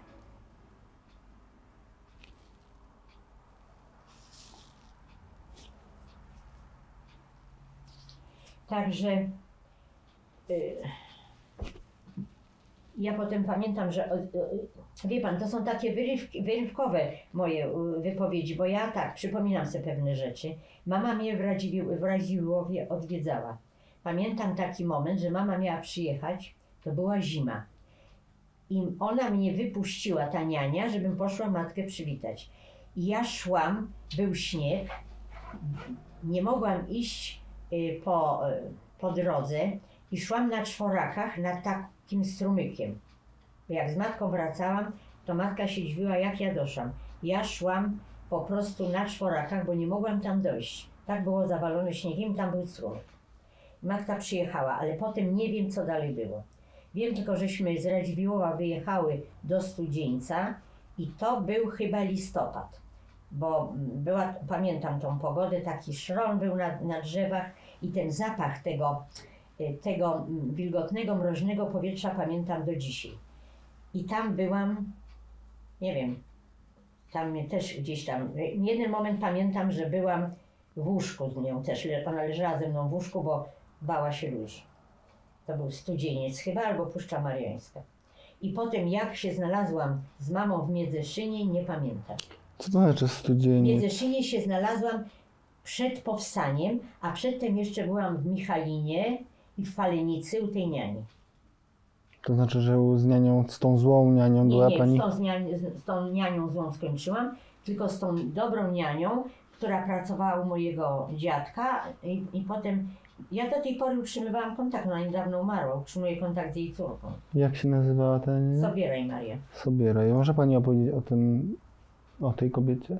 To była dobra kobieta, no jak mogę. Z tym, że ona była zdania, że ja nie powinnam córki wprowadzać w te informacje, że będzie miała takie nieprzyjemności, jak ja miałam i nic nie mów Magdzie na temat pochodzenia, a ja już dawno powiedziałam. Także ona w ogóle nie chciała ze mną na ten temat rozmawiać, chciałam od niej jakąś informację wyciągnąć. Nic mi nie chciała mówić, powiedziała matka, powiedziała nie mów i masz po prostu nie mówić. I ona nic nie powiedziała.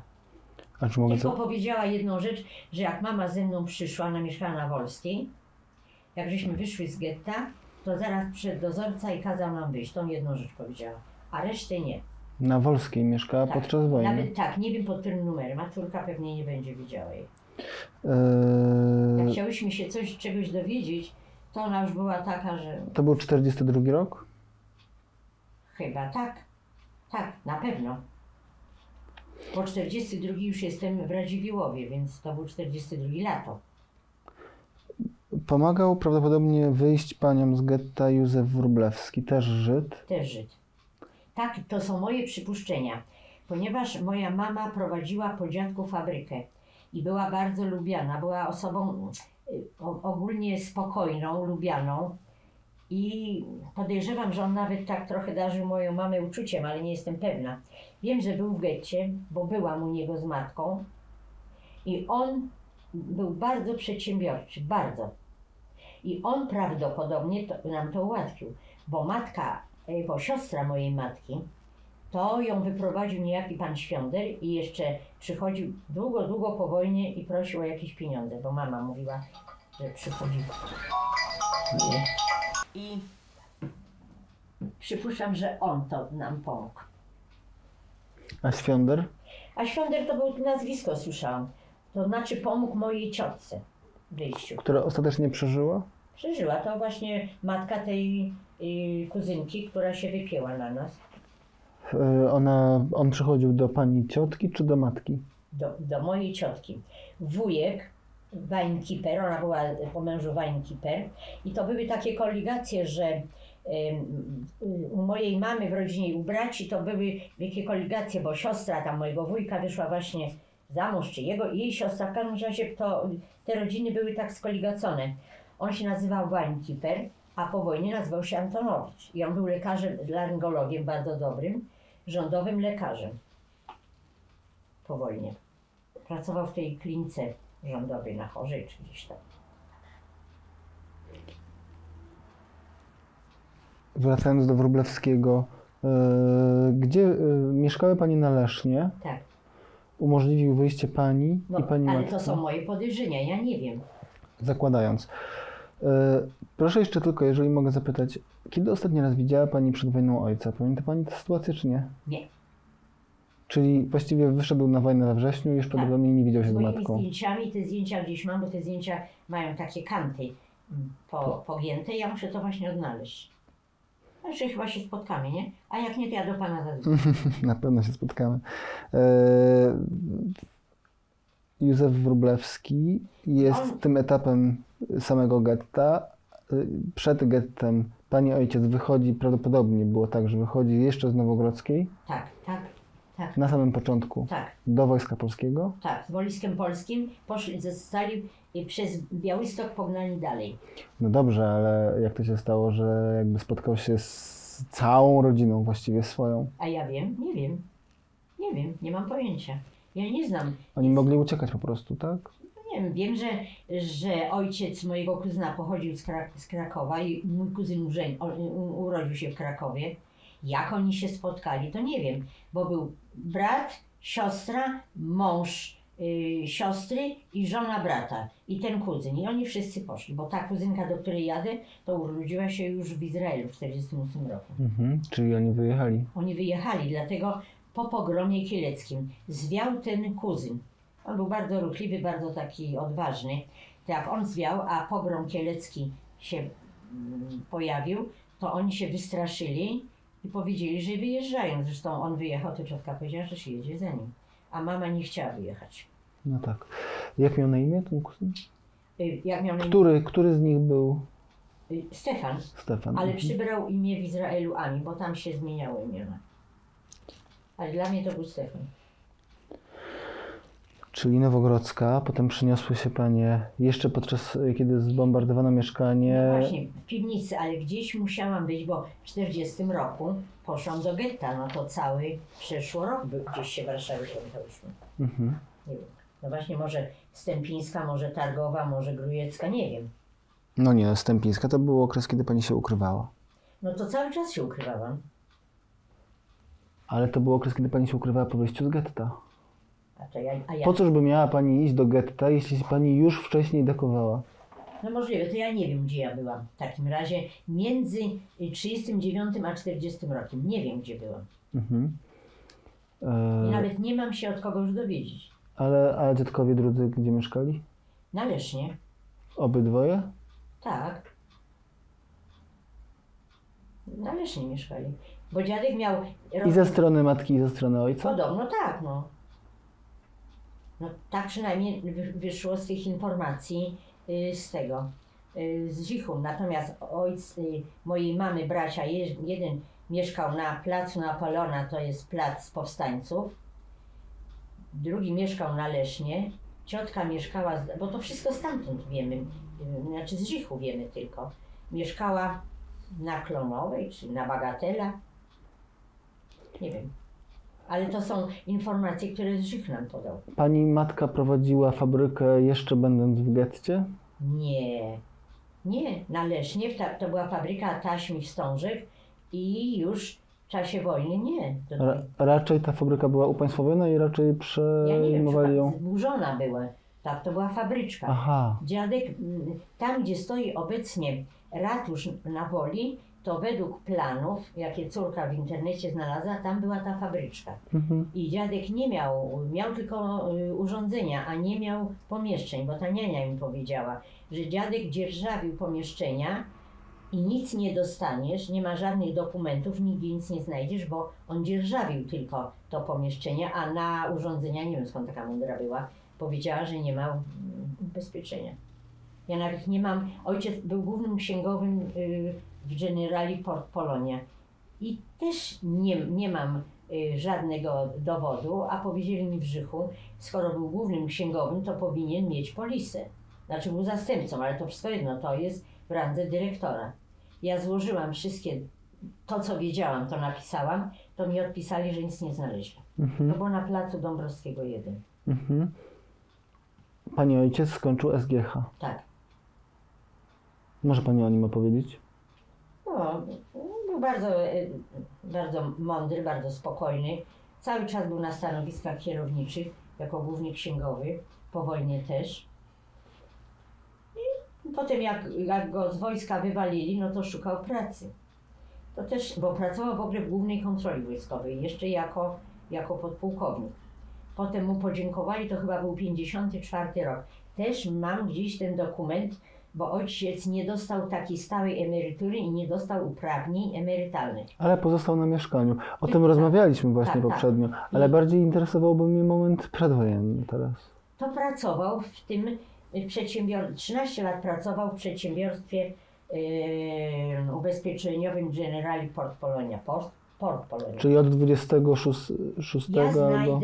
ojca życiorys i ankietę. Też jej tu nie mogłam znaleźć. Nie wiem, gdzie to mam. Ja niedawno to miałam. Wczoraj kopałam tu do późna w nocy. To i nie mogę znaleźć. Pani ojciec był po SGH-u. Pani ojciec nie zarządzał... Bardzo dobrze zarabiał, bo jak moja córka weszła w internet i znalazła listę osób płynących na fiordy norweskie, to lista pasażerów była, ojciec był i ta ciotka, która była ostatnio z Jaroszem. Bo moja mama nie lubiła jeździć, zresztą pilnowała interesu. No właśnie. I córka znalazła listę pasażerów. Pani matka zarządzała fabryką tak. Teścia. Ojca swojego. A ta fabryczka krawatów to już nie była, nie istniała, bo ojciec tam napisał, że z bratem pomagali dziadkowi. Już szybko, tuż przed wojną chyba to zlikwidowane zostało. Pani tuż przed wojną była jakby... Ale to już o tym się nie mówiło. A czym zajmował się w takim razie teść pani matki? Ojciec pani ojca? Wiem, że nie wiem czym. Może żył, nie wiem z czego. Babcia już nie żyła, a napisał ojciec, że z bratem pomagali w utrzymaniu ojca. Pani matka była w takim razie osobą znaną w getcie, ponieważ miała tę fabryczkę, była osobą lubianą, szanowaną i to panią pomogło. Takie ja odnoszę wrażenie. Zresztą ja musiała mieć pieniądze, no bo co? Musiała zdążyć wziąć pieniądze i jakąś biżuterię, bo jeden taki miała piękny pierścionek z takimi brylancikami, to jak pracowała w szkole, pomagała przy pakowaniu paczek, to wkładała ręce po słodycze, to tam zgubiła. Ale powiedziała, że nie będzie szukać tego. Gdzie zgubiła? W tym worku, skąd wyciągała słodycze, żeby do paczek wkładać. Mama zgubiła taki. W którym roku? W 49 wyjechaliśmy, to był 47, 40. Czyli po wojnie zgubiła? Po wojnie, tak. Pracując po prostu w komitecie rodzicielskim. No tak, ale zgubiła, to był pierścionek, czyli ona musiała ten pierścionek mieć, czyli udało jej się ten pierścionek zachować. Nie musiała go upłynniać, nie była w takiej konieczności. Ja tu mam nawet futerko mojej mamy, to był lisek, który był przerobiony i leży sobie tu czy tam. Bo po prostu, wie pan, wyszła z lisem, takim futrem, ale przez parę lat ten lis już się wylisił, więc zrobiłam z tego kołnierzyk. A w ogóle moja mama była tak bardzo oszczędna i taka była, nie wiem czego się bała, ciotka nam po wojnie pomagała, ze Stanów przysyłała paczki. Więc jak mama umarła, a umarła w 80 roku, to dużo lat po jej śmierci robiliśmy porządek w piwnicy, znaleźliśmy jeszcze puszkę mleka w proszku z Unry. To ciotka przysłała. Nie pozwalała mi się w nic ubierać. Nie i nie, bo to jest niewłaściwe i nic się nie mogłam ubrać. Także teraz odbijam sobie to. Jak kupiłam coś, jak pracowałam, kupiłam sobie coś, to mówi, już nakładasz, Czyli byłam dorosła, byłam samodzielna, a byłam pod presją matki. W tym sensie, no stale słyszałam takie uwagi. A liczyłam się z tym, no bo niby się buntowałam, a jednak to jakoś nie potrafiłam zerwać tego. A jej wnuczka, pani córka? To ona, mama umarła, ona miała 10 lat. No to tam jak chodziło bo dzieci miały ładne wyposażenie w wózku. Nie, ma być tak czysto i nie pozwalała mi nic kupić absolutnie. Bo były awantury. Umarła, miała w wieku 81 lat. 12 lat miała pani córka, nie 10, to był... 60, a tak, 12, bo jak ojciec umarł, ona miała 10, tak. 78 pani ojciec zmarł. Tak, tak. W 78. 12-letnie dziewczynki mają jeszcze swoje fanaberie już. No to ona miała fanaberię, ale jak mama umarła, to tam były fanaberie. Czyli wcześniej nie miała ich? Nie, no bo jeszcze jako dziecko to... Ale wcześniej, w wieku 12 lat, czy miała pani jakiś kontakt takiego rodzaju z pani matką? Nie, miała kontakt. No tak, ale czy taki kontakt, w którym pani matka jakby wpływała na to, jak ona się nosiła, jak ona się zachowywała? Nie, bo wtedy to jeszcze nie było tak. Była tylko sprawa wyposażenia wózka, bo chciałam coś kupić, ładną poszewkę, kocyk, nie, to była awantura, więc tego nie kupiłam. Awantura? No awanturę mama mi robiła, nie masz na co pieniędzy wydawać, to po co były te awantury? Mama uważała, że tak jak ona to położyła, tak ma być. No taka była, no.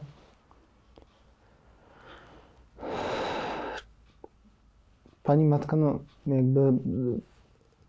Nie wiem, bała się zmian różnych. No, w Łodzi to w oknie wisiała pokrowiec uprany po kołdrze, nie kupiła żadnej firanki. Uważała, zresztą tak się w którymś tam roku była obawa III wojny, więc nie wiem.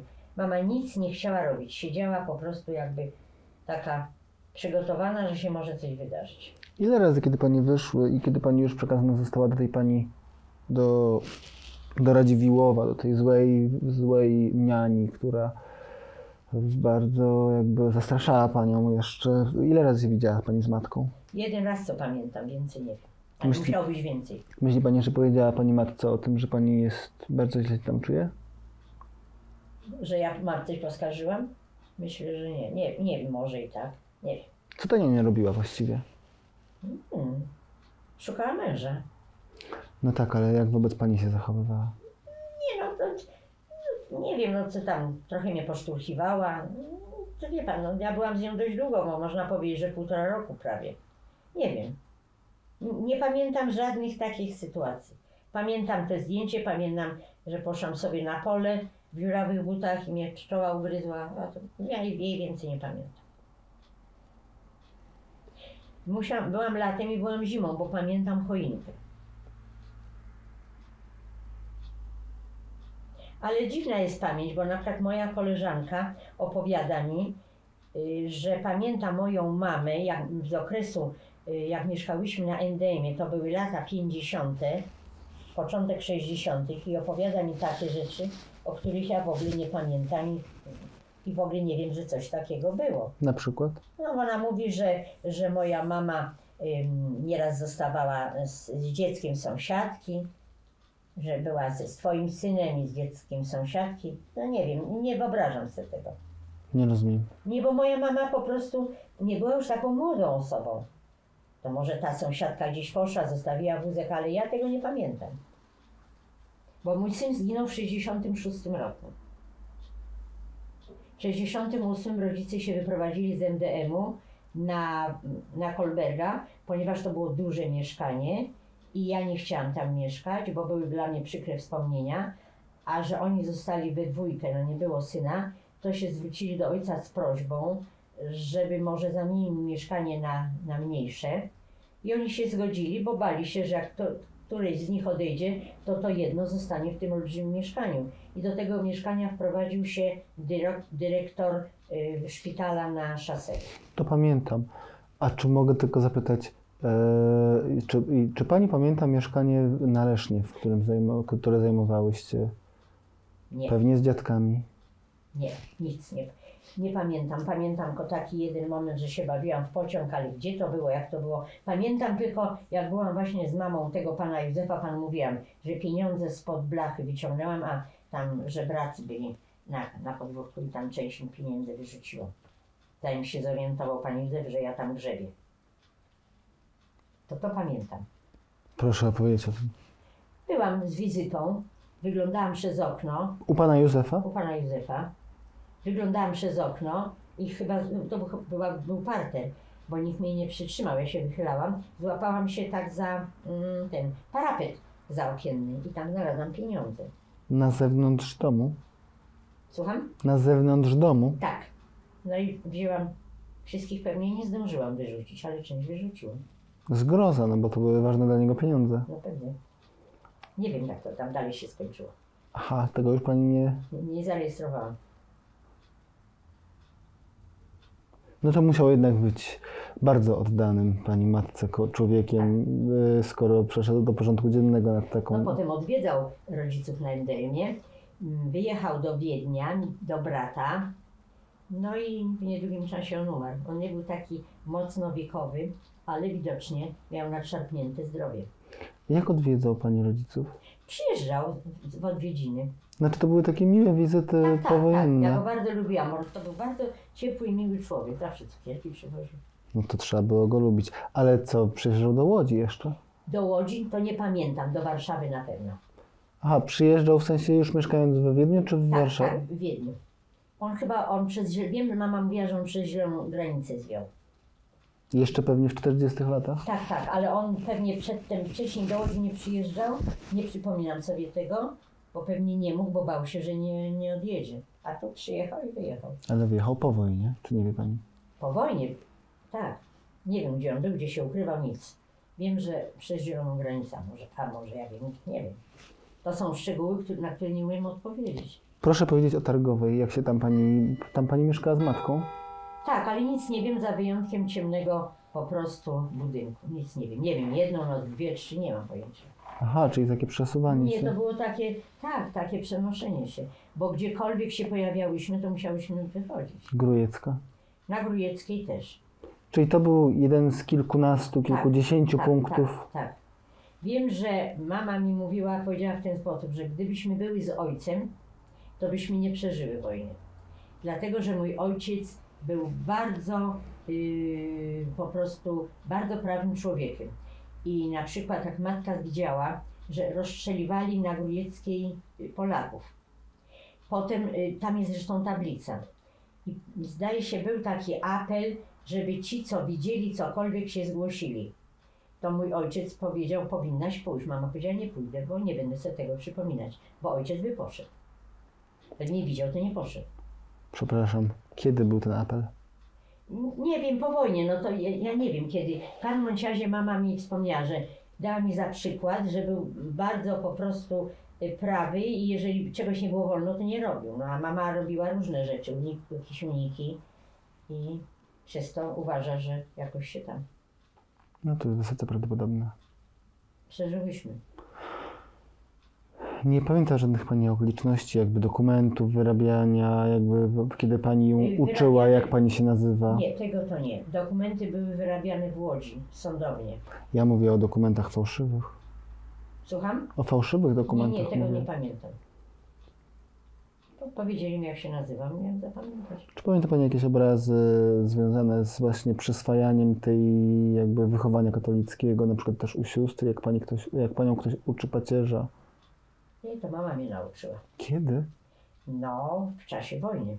Kiedy dokładnie? Ja mam jeszcze taki modlitewnik, mam katechizm i taki mały modlitewnik mam. No musiałam je uczyć, nie? Ale nie wiem w którym momencie. Uczyła mnie.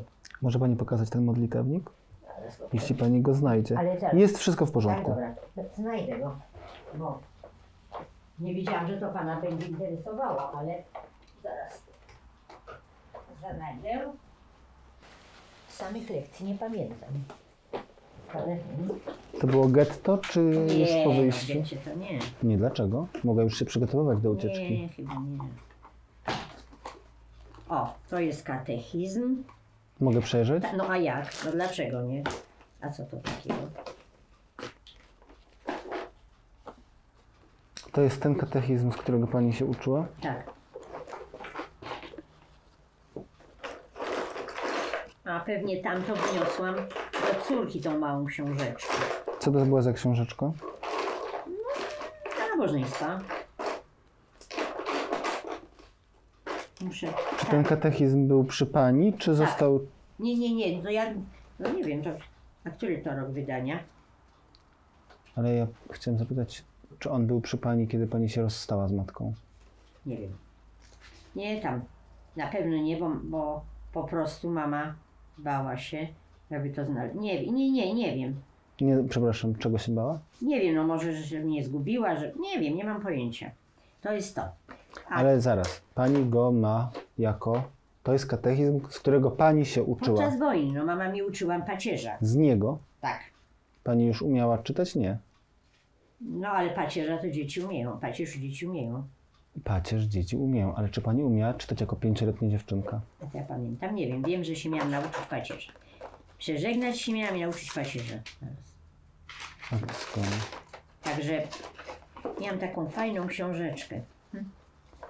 Bo chciałem zapytać, skąd pani ma ten modlitewnik? Skoro pani powiedziała, że matka właściwie wyszła z jednym tobołkiem, z tą Proszę teczuszką. pana, być może, że to matka kontaktowała się, no na przykład z tą partnerką Jaroszego. Ona była w AK. Wiem, że dała taki pierścionek mamie z orzełkiem. Mam ten pierścionek. Być może, że ona to dała. Nie wiem, ja od niej też coś dostałam. Dostałam taki, no, nie wiem, tam Matkę Boską dostałam. To tak. Skąd pani wie, że ten modlitewnik jest tym modlitewnikiem, z którego pani matka panią uczyła? Nie wiem, a skąd? Bo ja Pamięta go pani? Ja na religię nie chodziłam w ogóle. To musiałam się tego przed tym nauczyć. A skąd pani miała ten modlitewnik? No może dała mi, nie wiem, no to ktoś nam dał. To znaczy, że zaraz, ale skąd pani wie, że to był modlitewnik, który pani matka prawdopodobnie trzymała w ręce, kiedy panią uczyła? No, takich rzeczy to ja nie wiem, czy trzymała w ręku, czy skądś wzięła, nie wiem.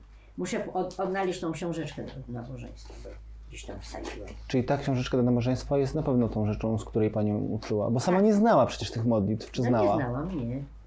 Ona nie znała. Nie, no to żeśmy się uczyły razem. No nie pamiętam, dokładnie nie pamiętam jak to było, dobra. No musiałam po prostu się, bo mnie przecież ochrzcili jeszcze w Łodzi.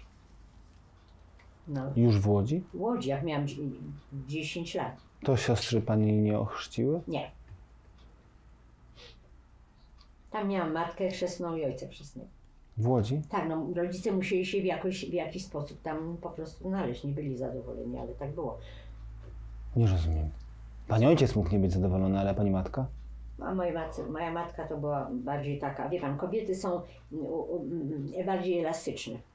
No właśnie, ale... Ja nie wiem, ja z matką na ten temat nie rozmawiałam, ale moja córka powiedziała, że widziała kiedyś mamę, jak szła do kościoła, po prostu chciała coś odreagować, ale nie chodziła przecież.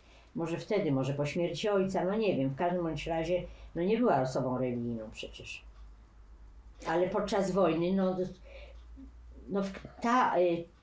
ta partnerka Jaroszego, to ona mówi, jak była w Ravensbrück, to wszystkie kobiety stojące na mrozie odmawiały pacierzy. No co? Tam były Żydówki i nie Żydówki, przynajmniej była oryginalnie, była Żydówką. Czy pamięta pani tę sytuację, jak panią matka uczy? Nie. A może mnie tam ta niania uczyła? Nie wiem. Nie mam, właśnie tego nie pamiętam. Być może, że ona mnie uczyła. Ta zła niania. Ta zła niania. Tak może być. A ta dobra niania?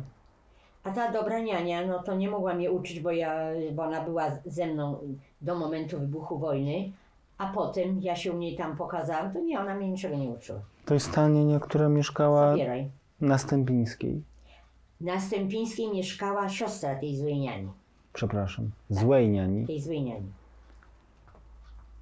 Pamięta pani, jak ona wyglądała? Tak, pani Wojdowa, chyba była Irena, tęga, blondynka, wysoka, miała męża takiego Felusia niedużego, bardzo dobry człowiek, ciepła, bardzo dobry człowiek i ten Feluś też. Potem oni po wojnie mieszkali w Piastowie, mieli 2 dzieci, myśmy tam z mamą kiedyś pojechały, a potem się kontakt urwał. A długo pani była u nich podczas wojny? Nie, to byłam na Stępińskiej, nie wiem, no nie wiem, może dzień, 2, 3, nie mam pojęcia.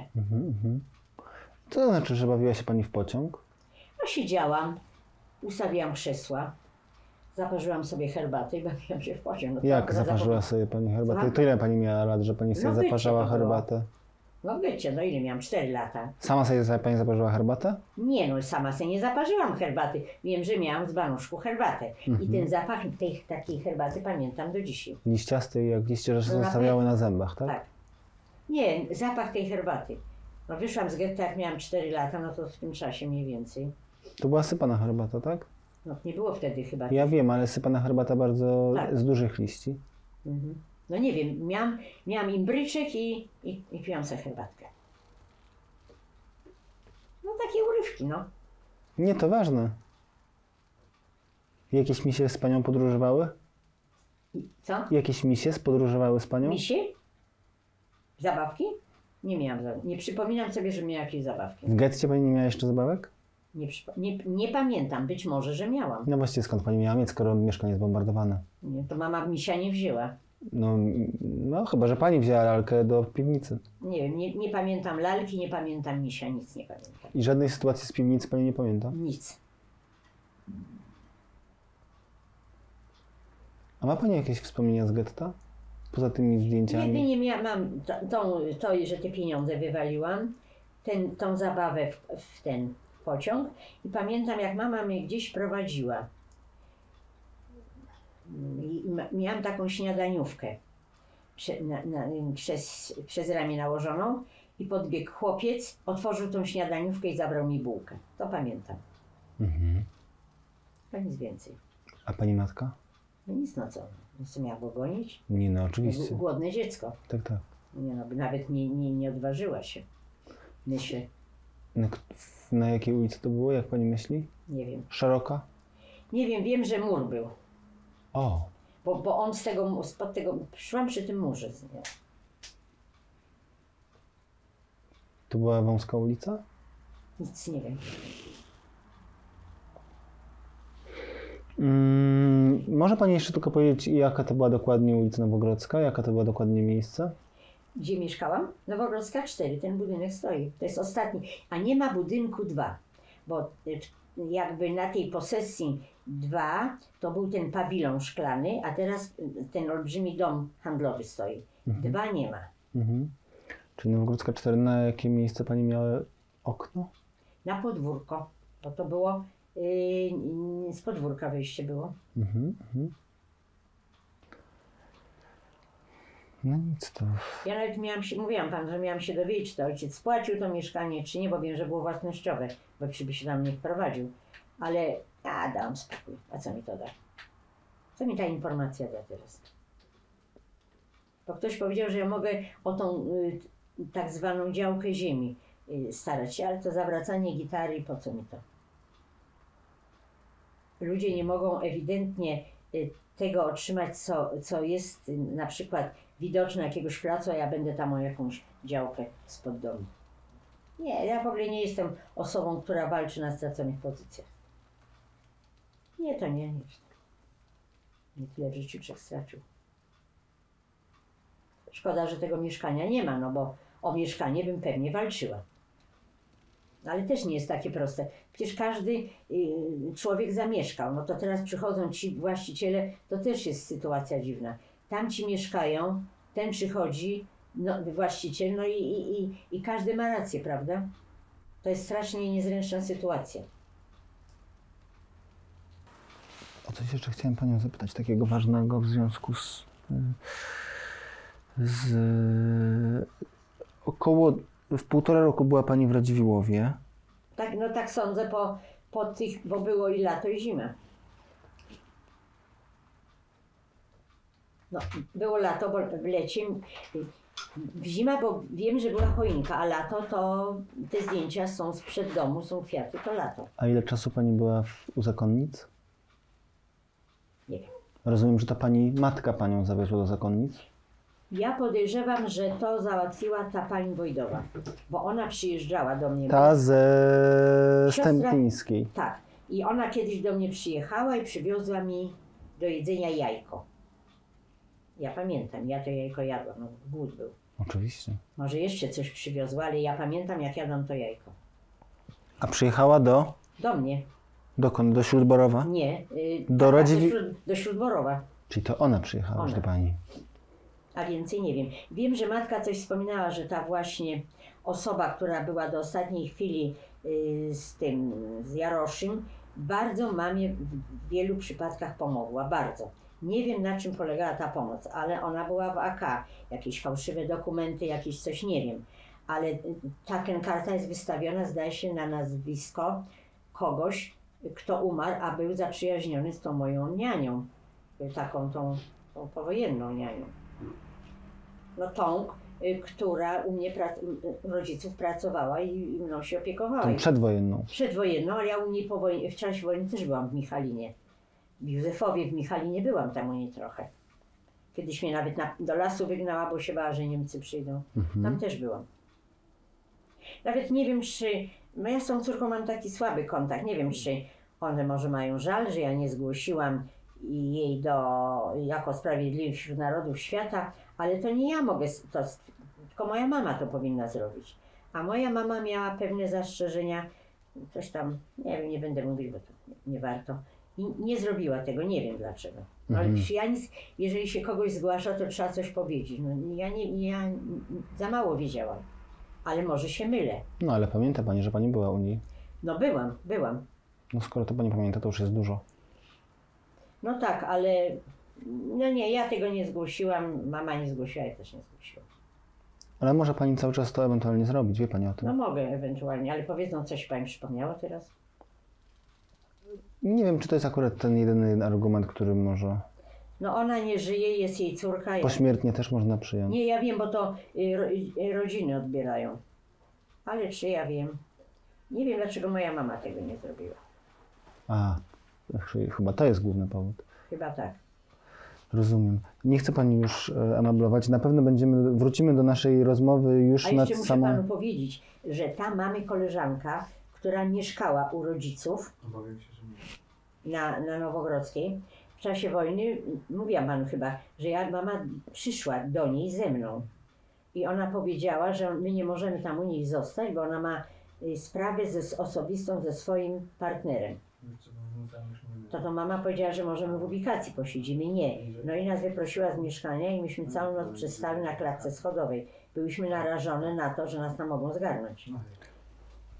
To Żydówka. Proszę mi powiedzieć od początku, co to była za historia? Po prostu w którymś momencie, gdzie szukałyśmy jakiegoś punktu zaczepienia, żeby gdzieś po prostu przenocować czy się zatrzymać, trafiłyśmy do niej. Pani pamięta tę sytuację? Ja pamiętam. Jak się nazywała ta kobieta? No Wanda Kozłowska. Bo ona, no, mówiłam panu, ta, która u mamy mieszkała, to Żydówka. I ona miała sprawy ze swoim partnerem i ona musiała z nim załatwić i nie chciała świadków. No to nas wyprosiła, ale tak się skończyło, że on ją tak w trąbę puścił, a ona chciała z tego powodu popełnić samobójstwo, rzuciła się pod kolejkę. To kolejka obcięła jej tylko nogę. To potem rodzice całe życie się nią opiekowali. Ojciec z początku nawet nie chciał się do niej odzywać, no ale mama go jakoś poprosiła, no że głupia, biedna, została sama, bez nogi, no to jej rodzice pomagali, ale cały czas ojciec ją miał i matka za osobę, po prostu pomagali dlatego, że to był człowiek. Ale za to, że ona że naraziła nas na utratę życia, to tego pewnie jej nie zapomnieli. Czyli to była ta kobieta, która od państwa wynajmowała pokój na Nowogrodzkiej. Mama z nią chodziła do szkoły. A ona Mama z nią chodziła do szkoły, to była szkolna koleżanka mojej mamy. W gimnazjum normalnie dla asymilowane Żydówki mogły chodzić do... Tak. Wiem, że to była szkolna koleżanka. Jeszcze jedna była szkolna, ale to już jej nie żyje.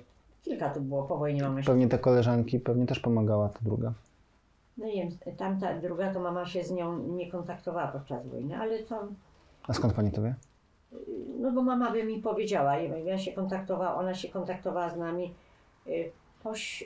w Warszawie. Jak mój ojciec umarł, to ona była po prostu na pogrzebie. I ta kobieta mieszkała u swojego narzeczonego, czy miała własne mieszkanie? Nie, ona miała swoje mieszkanie.